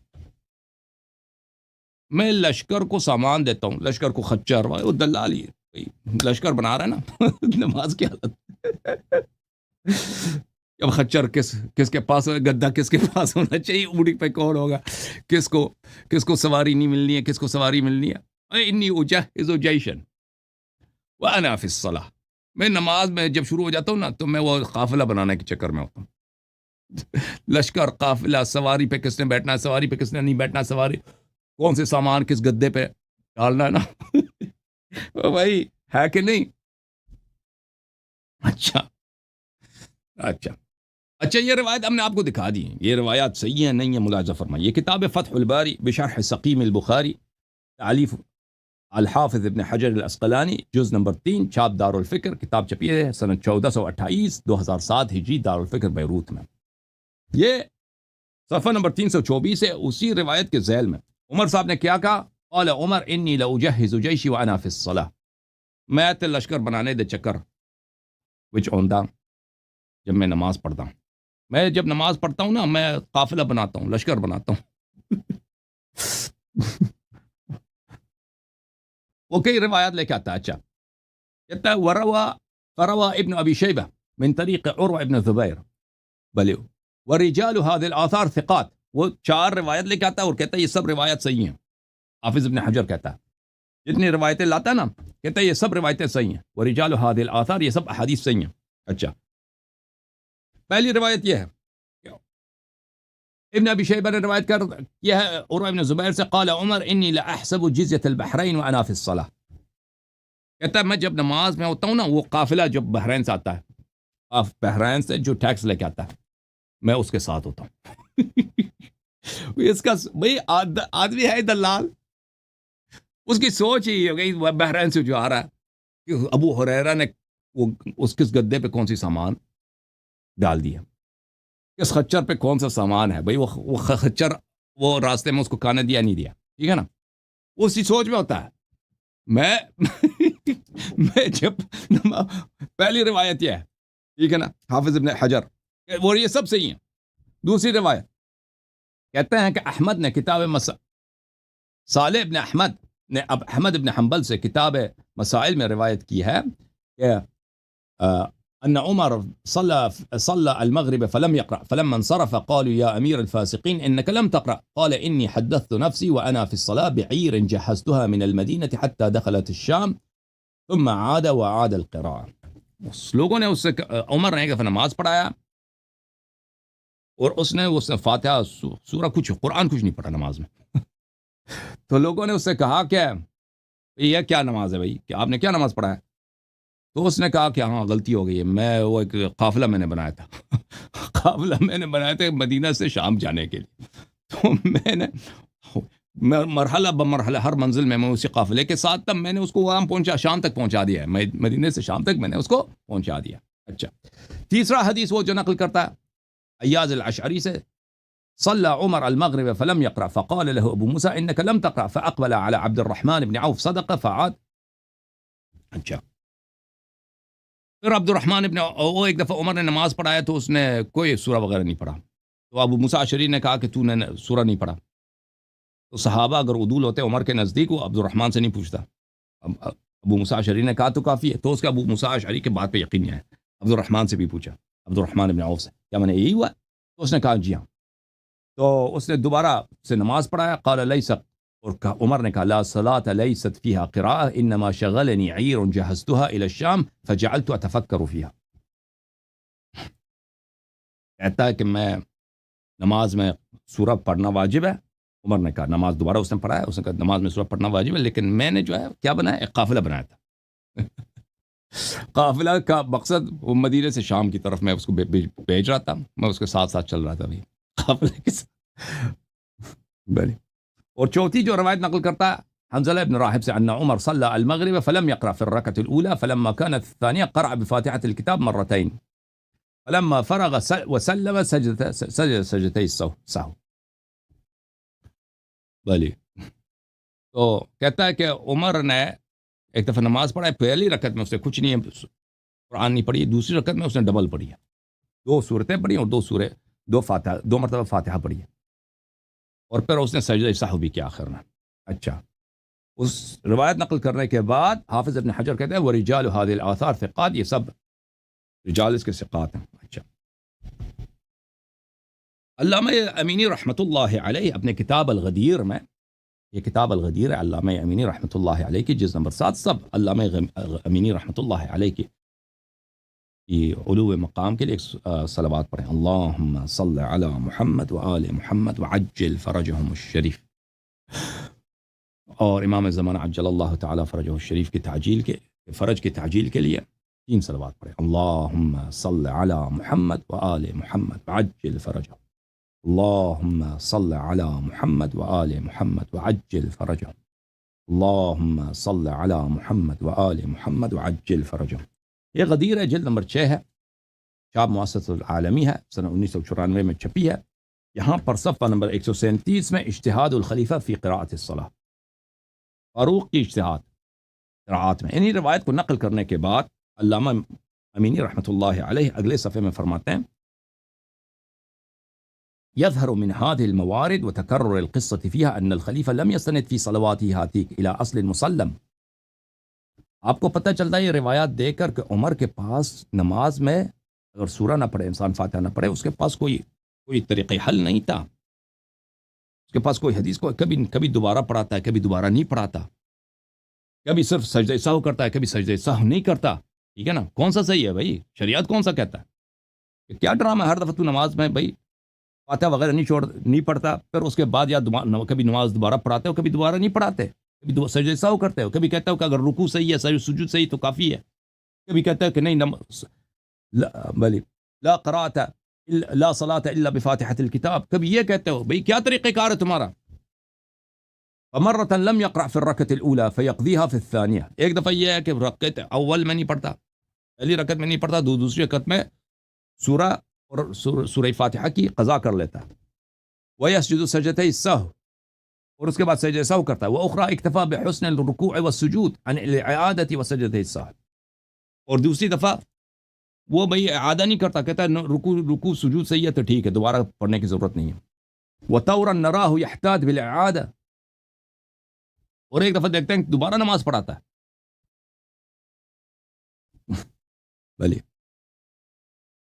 هل هذه اجتهادات وقتیہ، کیا یہ اس کے ٹیمپرری مختلف اجتہادات ہوتے تھے جہاں دل مرضی کرے جس طرح نماز پڑھے، اور اعادہ کرے نہ کرے، سجدہ سہو کرے یا نہ کرے، یہ کیا چکر ہے اس کا؟ او انه لم يعرف للمسألة ملاكا يرجع الیہ،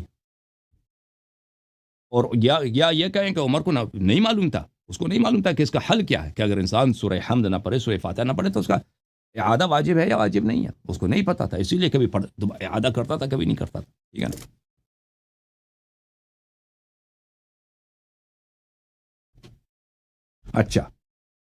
اچھا عمر صاحب کا طریقہ یہ سی، عمر فاروق صاحب نماز میں وہ خچر اور گدے کا کاروبار کرتے تھے. ٹھیک ہے؟ لیکن ان کی ایک اور حرکت بھی نماز کی حالت میں مذکور ہے. نماز کی حالت میں ان کی ایک اور حرکت بھی ہے، ملاحظہ فرمائیے. یہ کتاب المصنف لعبد الرزاق، جزء اول، المجلس العلمی، یہاں پہ ملاحظہ فرمائیے صفحہ نمبر 114. 14 یاد ہے وہ اپنے کتاب میں نے ابھی شروع میں دکھایا نا کتاب اس کی ابن تیمیہ کی، کہ عمر نے ایک آدمی کو دیکھا کہ وہ نماز کی حالت میں کھیل کود رہا ہے، عبث کام کر رہا ہے، لغو بیہودہ کام کر رہا ہے. تو عمر نے کہا کہ اگر اس کا قلب خاشع ہوتا، اس کا دل خاشع ہوتا تو اس کے اعضاء بھی خاشع ہوتے. ٹھیک ہے نا؟ اب خود عمر کس عضو کے ساتھ کھیلتا ہے نماز میں، ملاحظہ فرمائیے. صفحہ نمبر 114، حدیث نمبر 416.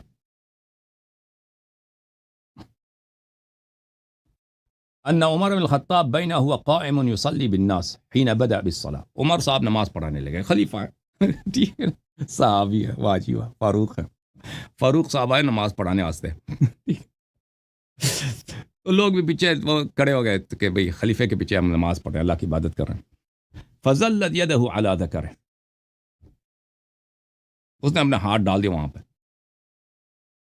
اور بھئی یہ شلوار تو نہیں پہنتا تھا نا، یہ تو اس زمانے میں یعنی عربوں کا رسم تھا، کیا تھا، وہ دھوتی پہنتے تھے.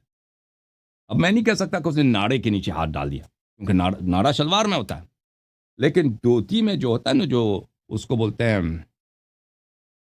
ہیں تلباب بولتے ہیں عربی زبان میں.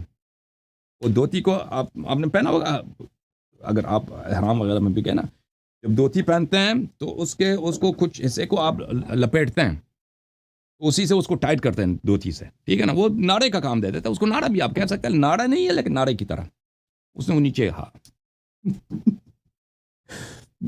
تو اس کا نیچے تھا. لیکن جماعت عمریہ کے نزدیک یہ ہوتا ہے کہ دیکھیں ہمارے مذہب میں وضو کس چیزوں سے نقص ہوتی ہے نا، وضو آپ سو جائیں نقص ہوتی ہے، آپ پیشاب کریں وضو نقص ہو جاتی ہے، یعنی وضو باطل ہوتی ہے، دوبارہ وضو کرنا پڑے گا آپ کو.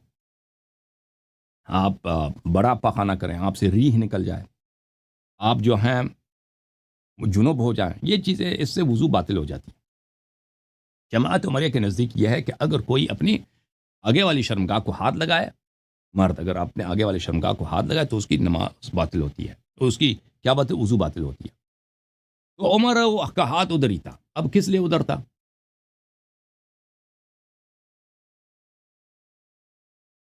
دیکھیں ویسے تو ہاتھ ادھر ٹچ تو نہیں ہوتا نا، کیونکہ اس نے یا شلوار پہنا ہے، عرب شلوار اتنا نہیں پہنتے تھے، عربوں میں شلوار کا رسم نہیں تھا اس زمانے میں، عربوں میں کس چیز کا رسم تھا؟ عربوں میں رسم تھا دھوتی کا، دھوتی اس نے پہنا ہوگا، تو دھوتی جو اس نے پہنا ہے تو دھوتی کے اندر اس نے ہاتھ کیا ہوگا نا اس کا، وہ ابھی تو اس کے ہاتھ ٹچ ہوئی ہوگی، ٹھیک ہے نا؟ اچھا، اب وہ مزے لے رہا تھا یا کچھ اور کام کر رہا تھا نماز کی حالت میں وہ اس کو کیا ضرورت پڑی تھی، اس کے بھی احتمالات ہیں، وہ بھی بتائیں گے آپ کو۔ بہرحال اس کے ہاتھ لگ گئی تو ان کے نزدیک تو وضو باطل ہو جاتی ہے نا۔ فاشار الی الناس ان امکثوا، اس نے لوگوں کی طرف اشارہ کیا کہ تم ٹھہر جاؤ، ٹھہرو ٹھہرو ٹھہرو ٹھہرو، یہ خود چلا گیا، کھسک گیا وہاں سے مسجد سے، وذهب يتوضا، اور چلا گیا وہاں پہ، ہو بھائی وضو کرو، پاؤ دھو لو، پیا کرو، دوبارہ واپس آیا، ثم جاء فصلى، پھر واپس آئے، پھر جماعت شروع کر دی، اور وہ لوگ انتظار کرتے ہیں۔ اور یہ نماز عجیب ہے بھائی کہ تم نماز کے وسط میں جاتے ہو، یہ نماز دوبارہ وضو ٹوٹ جائے، دوبارہ وہی سے شروع کر دیتا ہے، ٹھیک ہے؟ فقال له ابی، میرے والد صاحب کہتے ہیں وجد مذیا قال لا ادری، مذی کس کو بولتے ہیں؟ مذی وہ منی کی طرح ہوتا ہے نا، مرد میں ایک موئسچر ہوتا ہے، وہ آگے والی شرمگاہ سے نکلتی ہے جب انسان کو شہوت وغیرہ ہوتی ہے تو میں نے تو کہتا ہے میں نے اس سے پوچھا، راوی سے پوچھا کیا اس کو یہ آئی تھی اس نے ٹچ کیا تو اس کو شہوت کو مزہ لیا ہوگا اس نے وہ کہتے ہیں نہیں مجھے نہیں معلوم کیا کر رہا تھا اس بار ٹھیک ہے۔ یہ کتاب ہے ازیاء السنن الکبریٰ للبیہقی، شاب دار الکتب العلمیہ، ابو بکر بیہقی جو سنہ 458 میں وفات ہے ان کی، جزء اول السنن الکبریٰ، کتاب چھپی ہے 2002 میں، مزے کرو جناب۔ صفحہ نمبر 208 میں روایت کرتے ہیں، وروى الشافعی فی کتاب القدیم عن مسلم وسعید عن ابن جریج عن ابن ابی ملیکہ، شافعی نے اپنی پرانی کتاب میں مسلم و سعید اور ان دونوں سے ابن جریج ابن ابی ملیکہ سے، اور یہ سند بخاری کی سند ہے، یعنی نہایت ہی صحیح سند ہے، ان عمر بن الخطاب بین هو یؤم الناس، عمر بن الخطاب لوگوں کی امامت کر رہا تھا نماز میں، اذ ظلت یدہ علی ذکرہ، اس کی ہاتھ کہاں گئی ہے؟ غلط جگہ پہ غلط جگہ پہ، ٹھیک ہے نا؟ اور بھائی یہ ہاتھ باندھ کے نماز پڑھ رہا تھا، یہ کیا چکر ہے بھائی؟ آج تک تم نے دیکھ کہتے وہ کیسے ہو سکتا ہے بھائی؟ مجھے سمجھا دو، تم نماز کی حالت میں آپ کپڑے کو ٹچ کر سکتے ہو بھائی، لیکن وضو کو اسکن سے ٹچ ہو، یہ اسی صورت میں ہو سکتا ہے کہ آپ ہاتھ اندر کریں، اس کا مطلب یہ تھا کہ ہاتھ باندھ کے نماز نہیں پڑھتا تھا عمر خود، العقل اس زمانے میں نہیں پڑھتا تھا، اس کا ہاتھ کھلا ہوا تھا، اور پھر یہ کہ اس نے اس کا ہاتھ ادھر ہی تھا، یعنی وہاں پہ ناڑے کے اندر ہی تھا، کہ وہ کچھ اور کر رہا تھا کہ ٹچ ہو گئی ہوئی، ٹھیک ہے نا، ذکر سے ٹچ ہوئی، تو اس نے وہی کیا بھائی، لوگوں کو اشارہ کیا کہ تم ٹھہر جاؤ، پھر واپس گیا ادھر، وضو کر کے واپس آیا، پھر ادھر ہی سے دوبارہ نماز وہی سے شروع کیا، فأتم بهم ما بقي من الصلاة، لوگوں کو کہا کہ تم ٹھہر جاؤ، خود جا کے وضو کیا، واپس آیا اور وہیں سے دوبارہ شروع کیا، اور یہ عجیب وضو ہے، عجیب نماز ہے وہ لوگ بھی انتظار کر رہے ہیں خلیفے کی، عجیب نماز یہ ہے کہ بھائی یہ وضو اس کی باطل ہو گئی ہے، یہ وہاں سے نکل جاتا ہے، باہر جاتا ہے، وضو کرتا ہے اور پھر وہی سے دوبارہ شروع کرتا ہے، یہ بڑا ڈرامہ ہے بھائی۔ یہ کتاب ہے نصوص الشافعی معرفت السنن والآثار، تالیف ابو بکر البیہقی، چاپ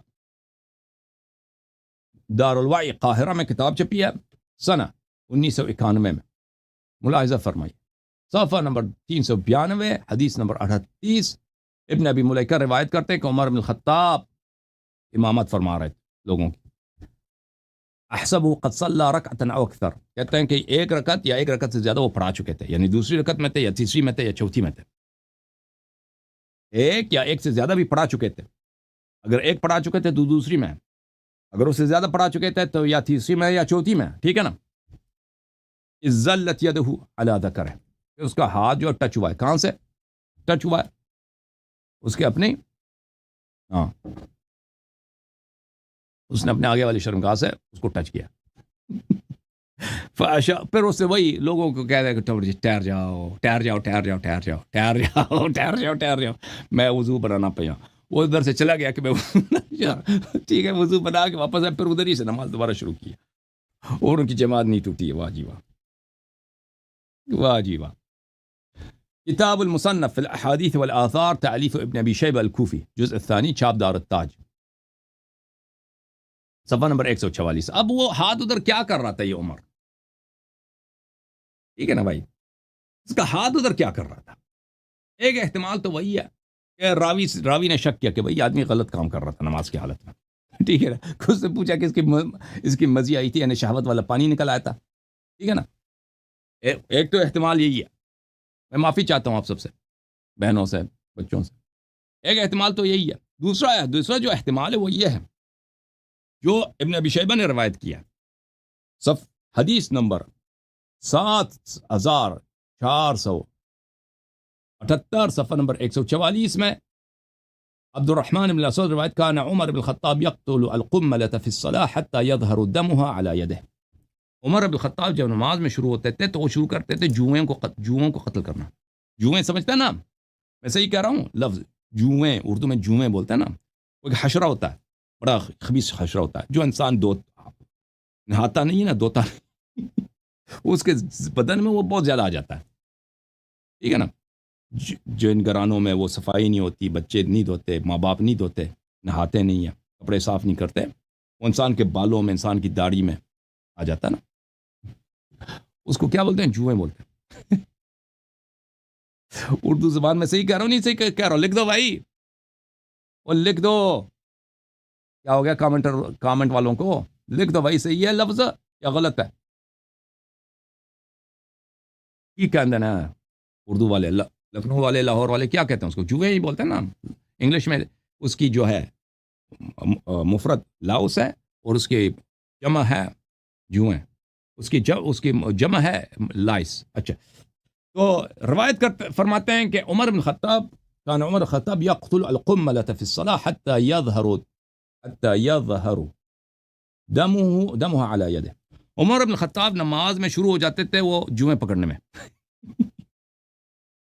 جوئیں پکڑنے میں ہی شروع ہو جاتے تھے اور ان کو مارتے تھے، پکڑ کے مارتے تھے، ان کو قتل کرتے تھے. یہ ادھر پکڑو بھائی، ادھر کرو، نیچے بھی ادھر سے جہاں سے ملے بھائی، بغل کے نیچے وغیرہ، سر بال پکڑ کے اس کو مارتے تھے، قتل اتنا پڑتے تھے کہ ان کے ہاتھ خونی ہو جاتے تھے. حتى يظهر دمها على يده. اتنے جوؤں کی یہ کرتے تھے، حشر نشر کرتے تھے کہ اس کے ہاتھ خونی ہو جاتے تھے. اب دیکھو یہ شخص کتنا بھائی داڑھی ہے بھائی، وہ دوتا نہ ہاتا تو ہے نہیں بھائی، نہ صفائی، کچھ بھی نہیں، کڑے ہو کے پیشاب کرتا تھا یہ شخص. وہ بھی دکھا دوں گا. نہ صفائی نہ دلائی، کچھ بھی نہیں، سارا بدن اس کا ایسا. نماز میں شروع ہو گئے تو مجھے لگتا ہے کہ اس نے ہاتھ جو ناڑے کے نیچے کیا تھا نا، وہ جوؤں پکڑنے کے چکر میں تھا. وہ جوؤں پکڑنے کے چکر میں اس نے 2-3 اندر ہاتھ کیے تھے تو اس کا ٹچ ہوا تھا اس کے اپنے شرمگاہ سے، تو کہا تھا کہ ٹھہر جاؤ، وضو باطل ہو گئی میری. اچھا، خلیفہ صاحب کی عبادت مزید ملاحظہ فرمائیے. یہ کتاب ہے المصنف فی الاحادیث والآثار، جزء ثانی، چھاپ ہے سنہ 1970 کی، المجلس العلمی، کراچی، پاکستان میں چھپی ہے. صفحہ نمبر 348 میں ملاحظہ فرمائیے. باب الرجل یؤم القوم وهو جنب او علی غیر الوضوء. بغیر جنابت کی حالت میں کسی کو نماز پڑھانا، بغیر وضو کے لوگوں کو نماز پڑھانا. ہشام ابن عروہ ابن زبیر سے روایت کرتے ہیں، یہ سند ہے، بخاری کی سند ہے بھائی، ان عمر بن الخطاب صلی بالناس وهو جنب. اس نے ایک دفعہ لوگوں کو نماز پڑھایا جنابت کی حالت، اور پھر دوبارہ اس نے دوبارہ نماز پڑھی ہے. عمر نے خود دوبارہ پڑھی ہے. ولم يبلغنا ان الناس عادوا، اور ہمیں پتہ نہیں کہ لوگوں کو دوبارہ اس نے پڑھایا نہیں پڑھایا. بہرحال اس نے خود دوبارہ پڑھی ہے کیونکہ اس کو جنابت تھی. اب جنابت انہوں نے نہیں کہا ہے کیونکہ اس کا ہاتھ ادھر بھی جاتا تھا نا. اب جنابت کس حالت میں ہوئی؟ یہ بھی تو ہے نا، جو شخص ادھر ہاتھ کرتا ہے، اور بھائی ہے کہ نہیں، جو شخص نماز کی حالت میں یہ سب حرکات کر سکتا ہے. ٹھیک ہے بھائی، وہ جنابت پہلے سے تھا یا وہ آپ خود سوچ لیں بھائی. دوسری روایت 3639 قاسم بن عبد الرحمن روایت کرتے ہیں ان عمر بن الخطاب امه وهو جنب او على غير وضوء فعاد الصلاه ولم يعد من وراء. عمر بن الخطاب نے ان کو نماز پڑھائے بغیر وضو کے. عمر بن الخطاب نے ان کو نماز پڑھائی جنابت کی حالت میں. لیکن لوگوں نے تو وہی کہہ دیا کہ بھئی آپ ہم اس طرح حرکتیں کرتے ہیں تو ہم دوبارہ کیوں نماز پڑھیں. وہ آپ خود پڑھیں آپ دوبارہ پڑھیں بھائی, ہمیں پڑھنے کی ضرورت نہیں. لوگوں کو پتہ چلا نا کس شخص نے کہ خلیفہ صاحب نے آج پر بغیر وضو کی نماز پڑھائی, پھر جنابت کی حالت میں نماز, یا نماز کی حالت میں کچھ ہوا ہے ان کو. تو لوگوں نے کہا کہ بھئی ہم دوبارہ کیوں پڑھیں, خود تم دوبارہ پڑھو. ان عمر بن الخطاب عمر صلى باصحابه صلاة العصر وهو على غير وضوء فعاد ولم يعد اصحابه. اس نے نماز عصر بھی جو ہے بغیر وضو کی پڑھائی ہے خلیفہ صاحب نے. اچھا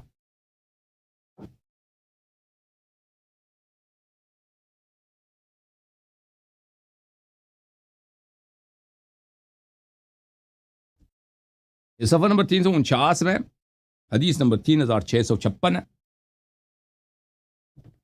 ابن جریج کہتا ہے حدیث المتثبت, یہ حدیث صحیح ہے عندنا ان عمر بن الخطاب نے کیا ادخل یده فی وجه فوجد شیئا. عمر بن الخطاب نے ہاتھ اندر کیا. یہ تو ہاتھ اندر کرتے تھے نا جوئے وغیرہ پکڑنے کے چکر میں یا کچھ اور سلسلہ تھا ان کا. بہرحال تو اس نے کہا کہ ہاتھ اندر کیا تو اس نے کہہ دے فوراً کہہ دے انی اظننی قد صلیت جنوبا. ادھر ہاتھ کیا تو کہتا ہے کہ مجھے یہ فکر ہے کہ میں نے آپ کو جنابت کی حالت میں نماز پڑھائی. اور بھائی ہاتھ اندر کیا نا تو کہتا ہے میں جو ہے مجھے یہ خدشہ ہے. دیکھو نبی صلی اللہ علیہ وسلم کے بعد کن لوگوں نے اسلام کی لیڈرشپ سنبھالی ہے کہ نہیں بھائی. وہ بھائی وہ لوگوں دیکھو بھائی کیا ڈرامہ ہے 50-50. وہ پاکستان کے وہ جو وہ ہوتا ہے نا وہ مزاحیہ پروگرام, وہ اس طرح جوک نہیں بنا سکتے. ٹھیک ہے کہ نہیں, اس طرح جوک بنا سکتے. انور مقصود وہ کیا نام تھا اس کا, وہ مر گیا, بڑا ہی زبردست ایکٹر تھا, کیا نام تھا اس کا, وہ مر گیا. معین اختر اور انور مقصود کا باب اس طرح بنا سکتا کامیڈی. یہ کامیڈی حقیقت ہے, واقع یہ سب ہوا اسلام کے ساتھ. ٹھیک ہے نا. اس نے ہاتھ اندر کیا بھائی, کہتا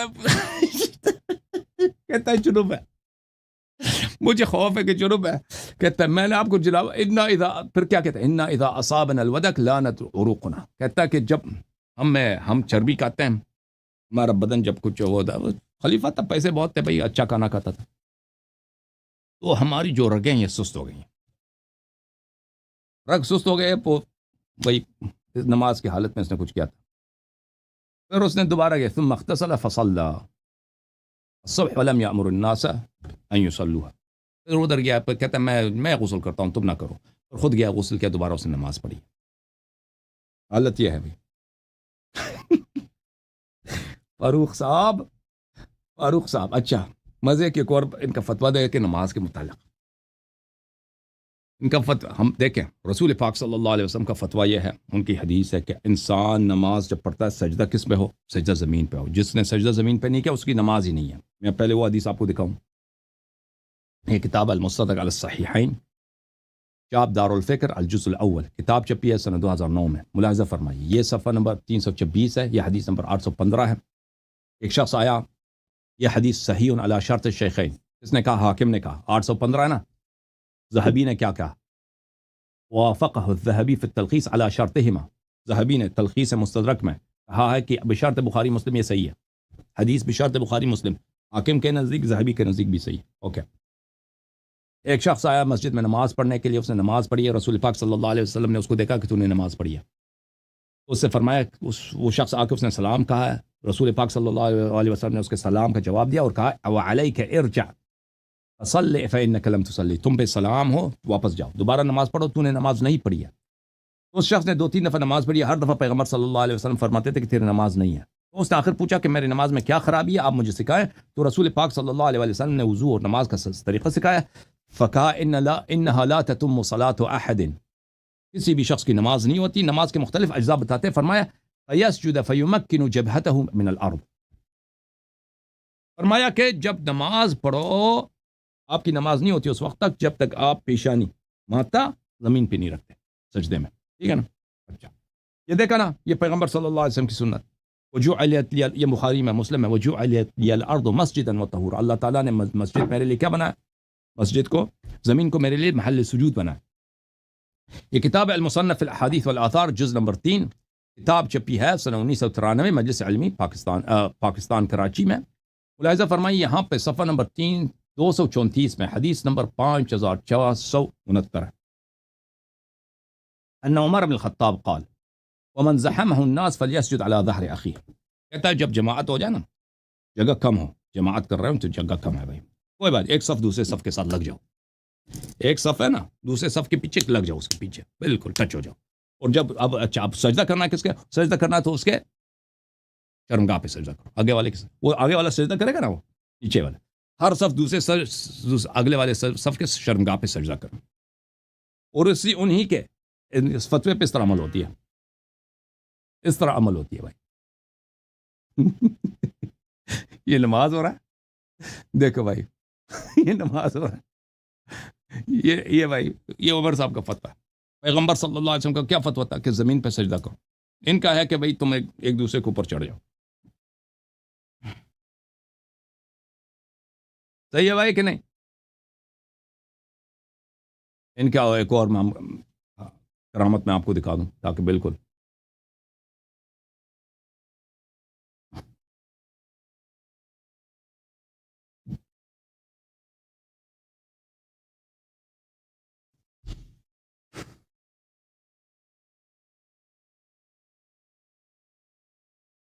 اچھا. ان کی ایک حرکت یہ تھی کہ بھائی فاروق صاحب یہ بڑے صحابی تھے، تو یہ جو ہے پیشاب کھڑے ہو کے کرتے تھے، اور انہوں نے مجھے بھی بتائی کہ پیشاب کیوں کھڑے ہو کے کرتے ہیں. ٹھیک ہے نا بھائی، وجہ بھی بتا دیا کہ پیشاب کیوں کھڑے ہو کے کرتے ہیں. دیکھیں المرء مخبوء تحت لسانہ، امیر المؤمنین علیہ السلام کا فرمان ہے کہ انسان اپنے زبان کے نیچے اس کی شخصیت چھپی ہوئی ہوتی ہے. آپ کی شخصیت آپ کے زبان کے نیچے چھپی ہوئی ہے. جب تک آپ بات نہیں کرتے نا، لوگوں کو پتہ نہیں ہوتا آپ کیسے آدمی، آپ کے علم کتنا ہے، آپ کی ادب کتنی ہے، آپ کا عقل کتنا ہے، آپ کی ہمت کیا ہے، آپ کے ویلیوز اقدار کیا ہیں. جب بات کریں گے تو پتہ چلے گا نا. تو عمر صاحب کی شخصیت کا اندازہ اس سے لگائیں. کتاب الاوسط من السنن والاجماع والاختلاف، کتاب ہے ابو بکر محمد ابن ابراہیم ابن المنذر النیسابوری، متوفہ ہے سنہ 318، المجلد الاول، چھاپ دار الفلاح. ملاحظہ فرمائیے اس کتاب میں صفحہ نمبر 434 میں روایت فرماتے ہیں عامر بن سعید قال عمر البول قائما احسن للدبر. یہ ان کی وصیت ہے جماعت عمریہ کے لیے. کلمات قصار.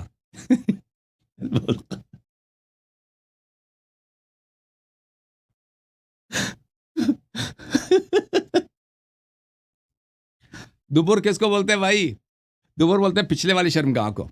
احسن کس کو بولتے ہیں بھائی؟ ایک ہے ڈھیلا، ایک ہے بھائی ٹائٹ. ٹھیک ہے نا. وصیت ہے اپنے پیروکاروں، کھڑے ہو کے پیشاب کیا کرو تاکہ تمہارا پیچھے والا حصہ جو ہے نا، اوپننگ اس کی ٹائٹ رہے. بیٹھ جاتے ہو تو وہ کیا ہو جاتا ہے، اس سے وہ ڈھیلا پڑ جاتا ہے. تو مجبوری تھی بھائی، بیٹھ کے نہیں کر سکتے. پہلے سے کچھ ہوا ہوگا نا. او بھائی عام آدمی کی تو ڈھیلا نہیں ہو جاتا، بیٹھنے سے ہو جاتا ہے. وہ آپ نے آج تک آپ کے ساتھ ہوا ہے آپ نے بیٹھ کے پیشاب کیا، آپ کے نیچے والا جو وہ اس میں کوئی خلل کچھ ہوا ہو، مگر یہ کہ پہلے سے کوئی جراحت ہے، پہلے سے اگر کوئی ہے پرابلم ہے. ٹھیک ہے نا. اگر بچپن میں کچھ ہوا ہے وہاں پہ تو پھر لازمی بات ہے بیٹھنا مشکل ہو جاتا ہے. السنن الكبرى لأبي بكر أحمد بن الحسين بن علي البيهقي الجزء الأول چاپ دار الکتب العلمیہ. ملاحظہ فرمائیے صفحہ نمبر 165. خلیفہ صاحب فرما دیتی ہے حکمت دے کے ماشاءاللہ. حکمت ٹھیک ہے نا, حکمت ان کی جو ہے فلسفی ہے لائف کی فلسفی. قالوا البول قائما احسن للدبر. کھڑے ہو کے پیشاب کرنے دے بڑے فائدے ہیں. فائدہ کیا ہے جناب خلیفہ بتا سانو. اتنا فائدہ اے ہے کہ وہ پچھلا والا جو اوپننگ ہے وہ اس سے ڈھیلا نہیں ہوتا. بھائی وہ تو یہ تو غلط ہے نا بھائی. ہم جانتے ہیں ڈھیلا ویلا کچھ نہیں ہوتا. ہم جانتے ہیں ہم تو ہمیشہ پیشاب ہمیشہ بیٹھ کے کرتے ہیں. ٹھیک ہے نا, پیشاب بیٹھ کے کرتا ہے. مگر یہ کہ انسان سفر میں ہو, اگر سفر میں بعض دفعہ ایسا ہوتا ہے انسان مرد کے لیے, عورت تو نہیں کر سکتی بیچاری پیشاب بیٹھ کے کھڑی ہو کے. لیکن سفر میں یہ ہوتا ہے کہ انسان اگر گھر میں نہیں ہے سفر میں ہے تو اگر آپ کسی واش روم میں جاتے ہیں اتنا گندا ہوتا ہے ادھر بیٹھنے کا امکان ہی نہیں ہے. پاکستان میں تو ویسے بھی وہ ٹوائلٹ جو زمین پہ ہوتے ہیں اس میں تو بیٹھنا وہ گندا بھی ہو تو کوئی بات نہیں کیونکہ آپ کا اسکن اس سے ٹچ نہیں ہوتا, کپڑا آپ سے ٹچ نہیں ہوتا. ٹھیک ہے نا. لیکن امریکہ وغیرہ میں جو ہے یورپ وغیرہ میں یہاں پہ جو ٹوائلٹس ہوتے ہیں یہ اس میں آپ کو بیٹھنا پڑتا ہے یعنی آپ کا اسکن اس سے ٹچ ہو جاتا ہے. بعض دفعہ جو پبلک ریسٹ رومز ہوتے ہیں اس میں گندگی ہوتی ہے تو انسان نہیں بیٹھ سکتا وہاں پہ. تو مرد کے لیے یہ سہولت ہے کہ انسان وہ اور مسئلہ ہوتا ہے. لیکن یہ کہ عمر صاحب یہ نہیں کہہ رہے ہیں وہ زمانے میں تو ٹوائلٹ وغیرہ تو ہوتے نہیں تھے نا, وہ تو گلی میں کرتے تھے عمر صاحب.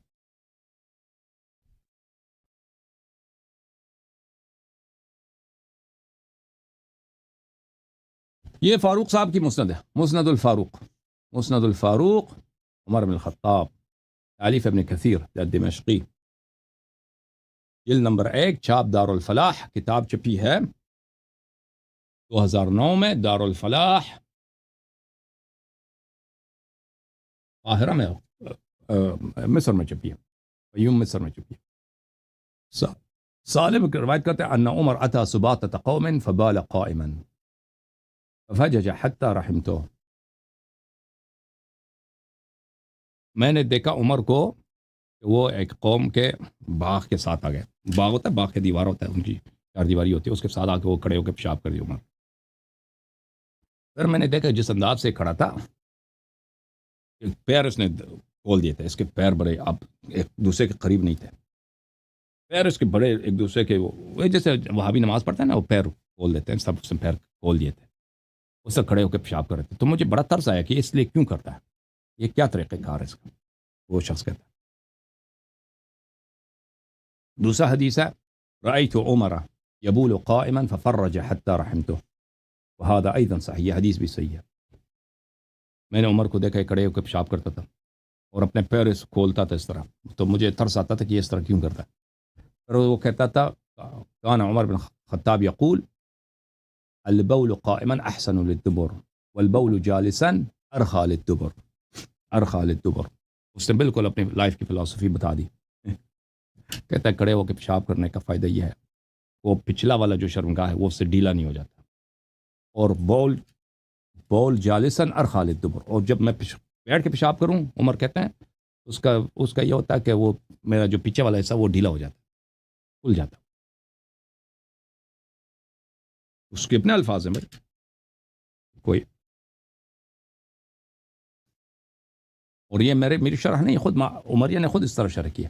معالم السنن ابو سلیمان احمد بن محمد الخطابی البستی متوفى سنة 388. شرح سنن ابی داود چاپ کہاں کی ہے مطبعۃ الحلمیہ بحلب شام میں کتاب چھپی ہے سنہ 1932 میں. ٹھیک ہے نا. اچھا کتاب مصنف پرانا ہے, ایک 1100 سال پہلے کا آدمی ہے. اچھا وروی عن عمر انه بال قائما والبول قائما وقال البول قائما احسن للدبر. عمر جو ہے کھڑے پیشاب کرتے تھے اور کہتے تھے جب میں کھڑے ہو کے پیشاب کرتا ہوں اس کا فائدہ کیا ہے, اس کا فائدہ یہ احسن للدبر, پیچھے والا میرا جو حصہ ہے وہ کھل نہیں جاتا. يريد به انه اذا تفاج قاعدا استرخت مقعدته. عمر کا ارادہ یہ ہے عمر یہ کہتا تھا کہ جب عمر بیٹھ کے پیشاب کرے فاج قاعدا استرخت مقعدتو، اس کی جو مقعد ہے، مقعد بولتے ہیں وہ پچھلے والی شرمگاہ کو، اس کا پچھلے والا شرمگاہ بالکل اوپن، ڈھیلا، لوز ہو جاتا ہے. یہ اس کی اپنی شرح ہے بھائی، میرے الفاظ نہیں، اس کی اپنی شرح ہے. علماء اس کی شرح کریں، ترجمہ کریں. وہ کیسے ترجمہ کریں؟ اپنے علماء سے پوچھو. اللہ نے غلط ترجمہ کیا. وَإِذَا كَانَ قَائِمًا كَانَ أَحْسَنَ لَهُ، اس کی حالت یہ تھی، اس کو مجبوری میں کھڑے ہو کے پیشاب کرنا پڑتا.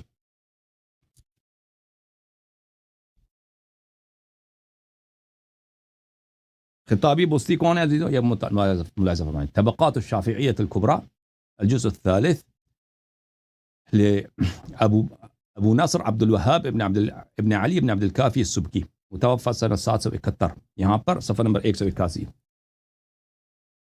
حامد بن احمد بن محمد بن ابراہیم بن خطاب البستی انه من سلالت زید بن خطاب بن الفیل، یہ خود بھی عمر کے نسل سے ہے. یہ خود جس نے یہ کہا تھا، جس نے اپنے عمر صاحب اپنے جد کی اس نے کلام کی شرح کی. کان اماما فی الفقہ والحدیث واللغة، یہ فقہ میں، لغت میں، حدیث میں، سب میں یہ امام تھا بھائی، سب میں امام تھا.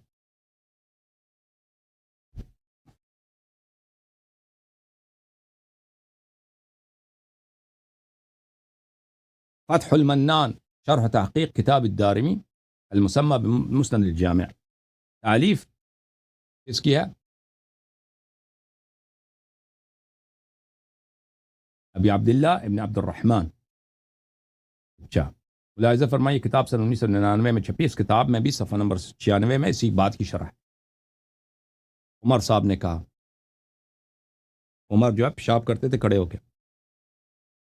وقال، وہ کہتے تھے البول قائما احسن للدبر يريد به انه اذا تفاج قاعدا استرخت مقعدته.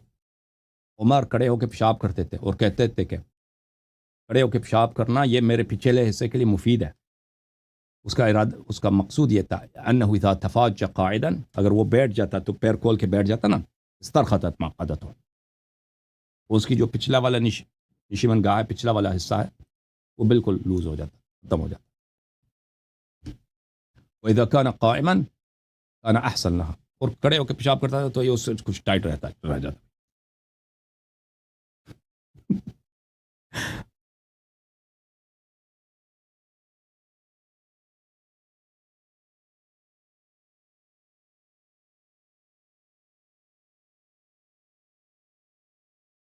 بتاؤ جناب، یہ کتاب ہے بحر المذہب فی فروع المذہب الشافعی، تعلیف القاضی العلامہ فخر الاسلام شیخ الشافعیہ ابو محاسن عبد الواحد بن اسماعیل الرویانی، متوفى سنہ 502، جزء اول. کتاب چھپی ہے عزیزو سنہ 2009 میں لبنان میں. ملاحظہ فرمائیے صفحہ نمبر 139 میں. فما تعویل ما روی عن عمر انه بال قائما وقال البول قائما احسن للدبر.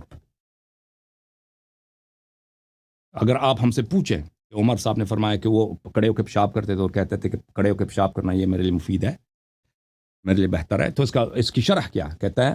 اراد اذا تفاج قاعدا استرخت مقعدته واذا كان قائما كان احسن لها. کہتے ہیں عمر کا مقصد یہ ہے کہ جب اگر وہ بیٹھ کے پیشاب کر رہا ہے تو اس کا جو پچھلا والا حصہ ہے نا وہ بالکل کھل جاتا ہے. میں کون سے الفاظ استعمال کروں، اب نہیں کر سکتا اس سے زیادہ، واضح. وَإِذَا كَانَ قَائِمًا كَانَ أَحْسَنَ لَهَا، اور جب کھڑے ہو کے پیشاب کرتا ہے تو اس کے پچھلے والے حصے کے لیے مفید تھا. وَلَعَلَّ هَذَا كَانَ مِنْهُ لِعُذْرٍ، ہاں پھر کہتا ہے یہ شاید عمر کے لیے کوئی، عمر کے پاس کوئی ایسا عذر تھا. ٹھیک ہے او بھائی اس کہہ بھی دیا عمر کے پاس کہ یہ کہتا کہ میں بیٹھ کے پیشاب نہیں کر سکتا، پیچھے والا حصہ کہتا اس کے پاس کوئی عذر تھا.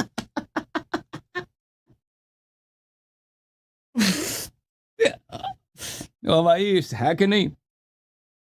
او بھائی یہ کسی رافضی کی کتاب ہے؟ نہیں، یہ سب جماعت عمریہ کے مجتہدین، ان کے فقہا کی کتابیں.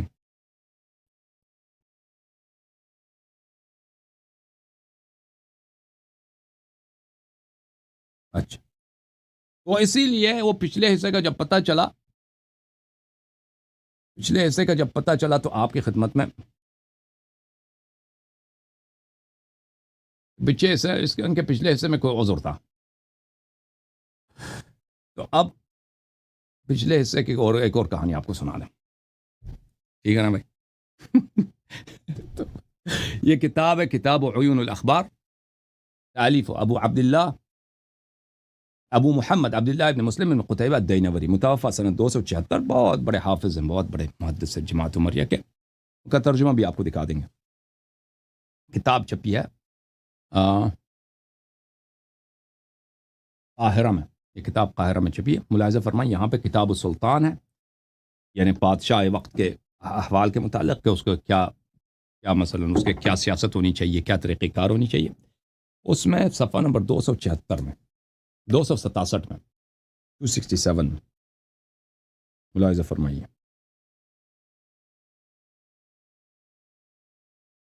مدائنی صاحب فرماتے ہیں بین عمر بن الخطاب علی المنبر، عمر بن الخطاب ممبر پہ تشریف فرماتے ہیں. ممبر پہ بیٹھے تھے یا کھڑے تھے جو بھی تھا. اذ احس من نفس بریح خرجت منه، کہ ایک دفعہ پتہ ہے پاکستان میں جب ڈیمانسٹریشن ہوتے ہیں، اسٹرائکس ہوتے ہیں، جلسے جلوس ہوتے ہیں اور پولیس اس کی مخالفت، گورنمنٹ مخالفت کرتی ہے تو مخالفت کیا کرتی ہے گورنمنٹ؟ لاٹھی چارج کرتی ہے، اور کبھی کبھار کیا کرتی ہے؟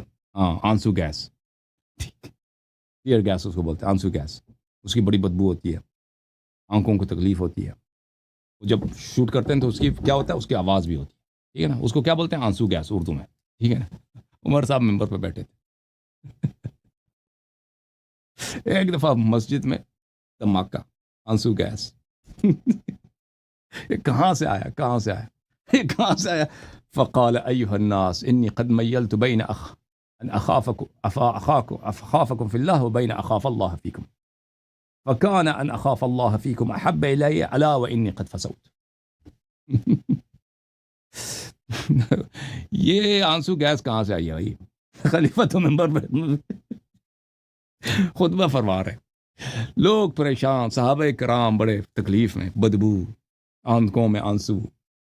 لوگ وہ ادھر ابو ہریرہ ادھر بھائی اس کا چوک ہو رہا ہے، سانس نہیں لے آ جا رہا. عبد الرحمن بن عوف ادھر پریشان، عثمان بن عفان ادھر اپنے پگڑی سے اپنے ناک پکڑا ہوا ہے. عمر صاحب نے جب یہ حالت دیکھا تو فرمایا کہ ہاں دیکھو اللہ سے ڈرنا چاہیے. اب بھی بات یہ ہے کہ میں اللہ سے ڈروں یا آپ لوگوں سے ڈروں، لیکن میں اللہ سے ڈرتا ہوں. الا انی فسوت. فسوت جو لفظ ہے نا انگلش میں اس کو بولتے ہیں فارٹ.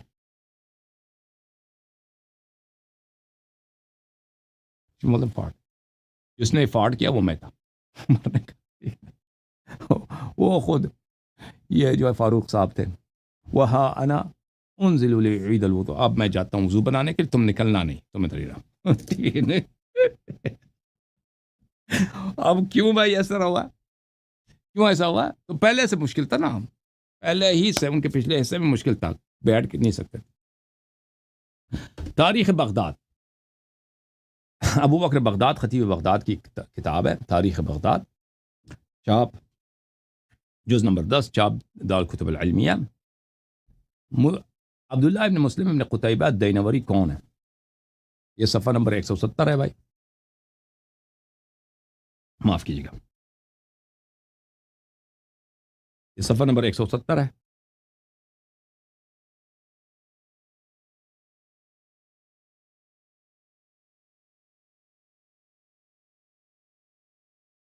وکان ثقتا، یہ بڑے ثقہ آدمی تھے. دینا فاضلا، صاحب الدین فاضل، صاحب التصانیف المشہورہ والکتب المعروفہ، ان کے بڑے تصنیفات ہیں، بڑے معروف کتب ہیں ان کے کتب میں سے کتاب یہی عیون الاخبار ہے جس سے ہم نے آپ کو یہ مطلب سنایا. ٹھیک ہے نا بھائی؟ اور خلیفہ صاحب کی یہ بات بہت ساری کتب میں موجود ہے میرے محترم ناظرین. کتاب مقاصد المکلفین فیما یتعبد به رب العالمین، تالیف الدکتور عمر سلیمان الاشقر، چاپ مکتبۃ الفلاح، کتاب چھپی ہے 1981 میں، نمبر 467 میں. وَأَيْنَ حال هذين من حال عمر بن الخطاب وقد أحس على المنبر بريح خرجت منه فقال، کہتے ہیں کہ ہمارے زمانے کے لوگ اللہ سے نہیں ڈرتے. عمر بڑے اللہ سے ڈرتے تھے. انہوں نے خود، عمر نے اپنی منبر پہ تھے تو ان کو احساس ہو گیا کہ پیچھے سے کچھ نکل گیا ہے، تو انہوں نے اعلان کیا، اے اللہ، اے لوگوں دیکھو، میں آپ سے ڈروں یا اللہ سے ڈروں، لیکن میں اللہ سے ڈرتا ہوں، الا وانی قد فسوت، میں نے بہت بڑی فاٹ ماری ہے، وہا انا نازل اعید الوضوء، میں ابھی جاتا ہوں وضو بنانے کے لیے، فکان ذلك منه زجرا لنفسه لتكف عن نزاعها الى مثله، اس نے بڑا احسان کیا ہم صحابہ کرام پر، کیونکہ صحابہ کرام آپس میں لڑ پڑتے ہیں، کون پتہ ہے عبد الرحمن ابن عوف عثمان کو ڈانٹ دیتا کہ بھائی تو نے یہ حرکت کی، ٹھیک ہے، عثمان جو الٹا طلحہ کو ڈانتا، طلحہ زبیر کو ڈانتا، زہیر جو ہے ابو ہریرہ پہ پڑ جاتا، پتہ نہیں کسی اور پہ پڑ جاتا نا، تو عمر نے بڑا احسان کیا صحابہ کرام پہ، انہوں نے کہہ دیا کہ بھائی اللہ کو ہو سکتا ہے صحابہ کو پتہ ہو، تو نے کہاں سے کہہ دیا ڈاکٹر صاحب، تو نے کہاں سے کہہ دیا کہ صحابہ کو پتہ نہیں تھا، ہو سکتا ہے ان کو پتہ ہو۔ بہرحال میرے محترم، اس کے بہت سارے مصادر ہیں، اتنا ہی کافی ہے۔ اب جو ہے میرے محترم ناظرین، آپ سب کا بڑا بڑا شکریہ، بہت ہی شکریہ، اللہ تعالیٰ آپ سب کو جزائے خیر دے۔